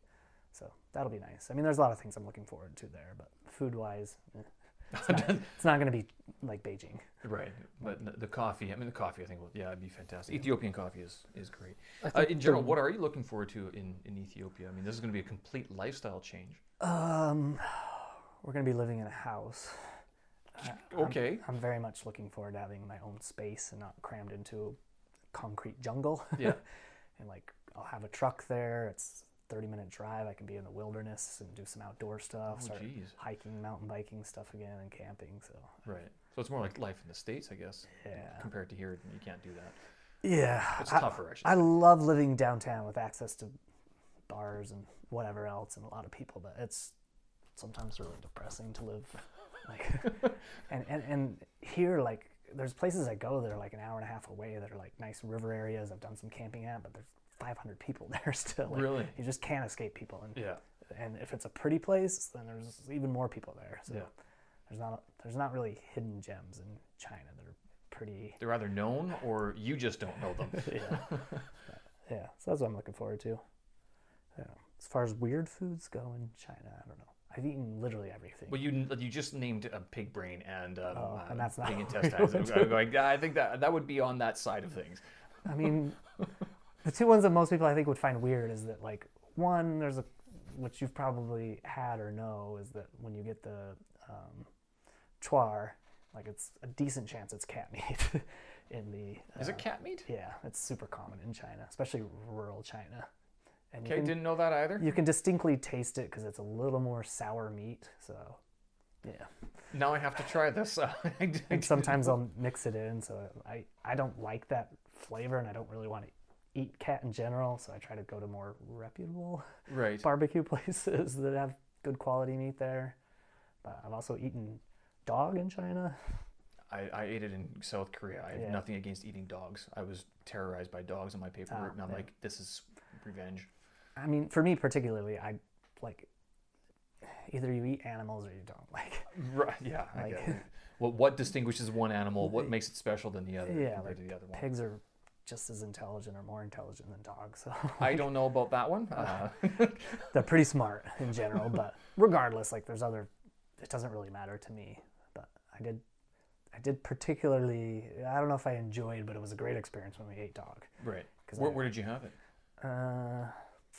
I've actually had it twice, but wow, went back for seconds. No, I didn't go back. both times were more accidental. I'm trying to remember what I went to one province that's known for the dog, so I had it. Right. This is like, I'm gonna eat the local specialty. I went to another restaurant in Hainan in the rural area, and I just asked what his specialty dish was. I just want whatever your specialty is in Chinese, and he made it and brought it out, and I like looked at it and I was like, this is dog meat. And my American colleague was like, no, it's not. I'm like, I'm pretty sure it is. Like, so I get out my phone, like, do the screen translate. I was like, this is what we ordered. It says dog meat. Well, so you didn't know the Chinese that you'd ordered just yet, like the. I literally, like, I forget the term, but I just asked what his specialty dish was. Right. And he brought it out. Like, I didn't care what we got. And like, so we get it, and then he still doesn't believe me. I was like, my phone. I was like, so we ask him, like, in Chinese, is this dog? He's like, yeah. I was like, okay. Yes, it's dog meat. What else did you expect? So then he starting to cry. He's like, I just love dogs. I have a dog. I was like, I have a dog. I used to have a dog. I like him too. But like, what's worse? That you slaughtered a dog and are wasting it? Because you ordered it. He killed the dog for you. Okay. And you waste it or eat it. He's like, I guess that makes sense. So like, he just continued to eat. He just cried the whole time. Well, I guess his counter argument would be like, we just don't order dog, and you don't have to slaughter the dog. Right. I mean, but it's too late at this point. You can't unslaughter the dog. Unslaughter the dog. It'd be not going to happen. We don't have that technology yet. And I know that Yulin dog meat festival gets a lot of negative publicity every year it happens. Yeah. But then we pour how many pesticides on our crops and everything? Yeah. Which my farmer family's gonna be like, Steven, that's not accurate. Sure, but yeah, I don't know. So dog meat would be one of the weirder things that you've had, or one of the things that you won't be able to easily find elsewhere. Yeah, I have eaten it in the U.S. too.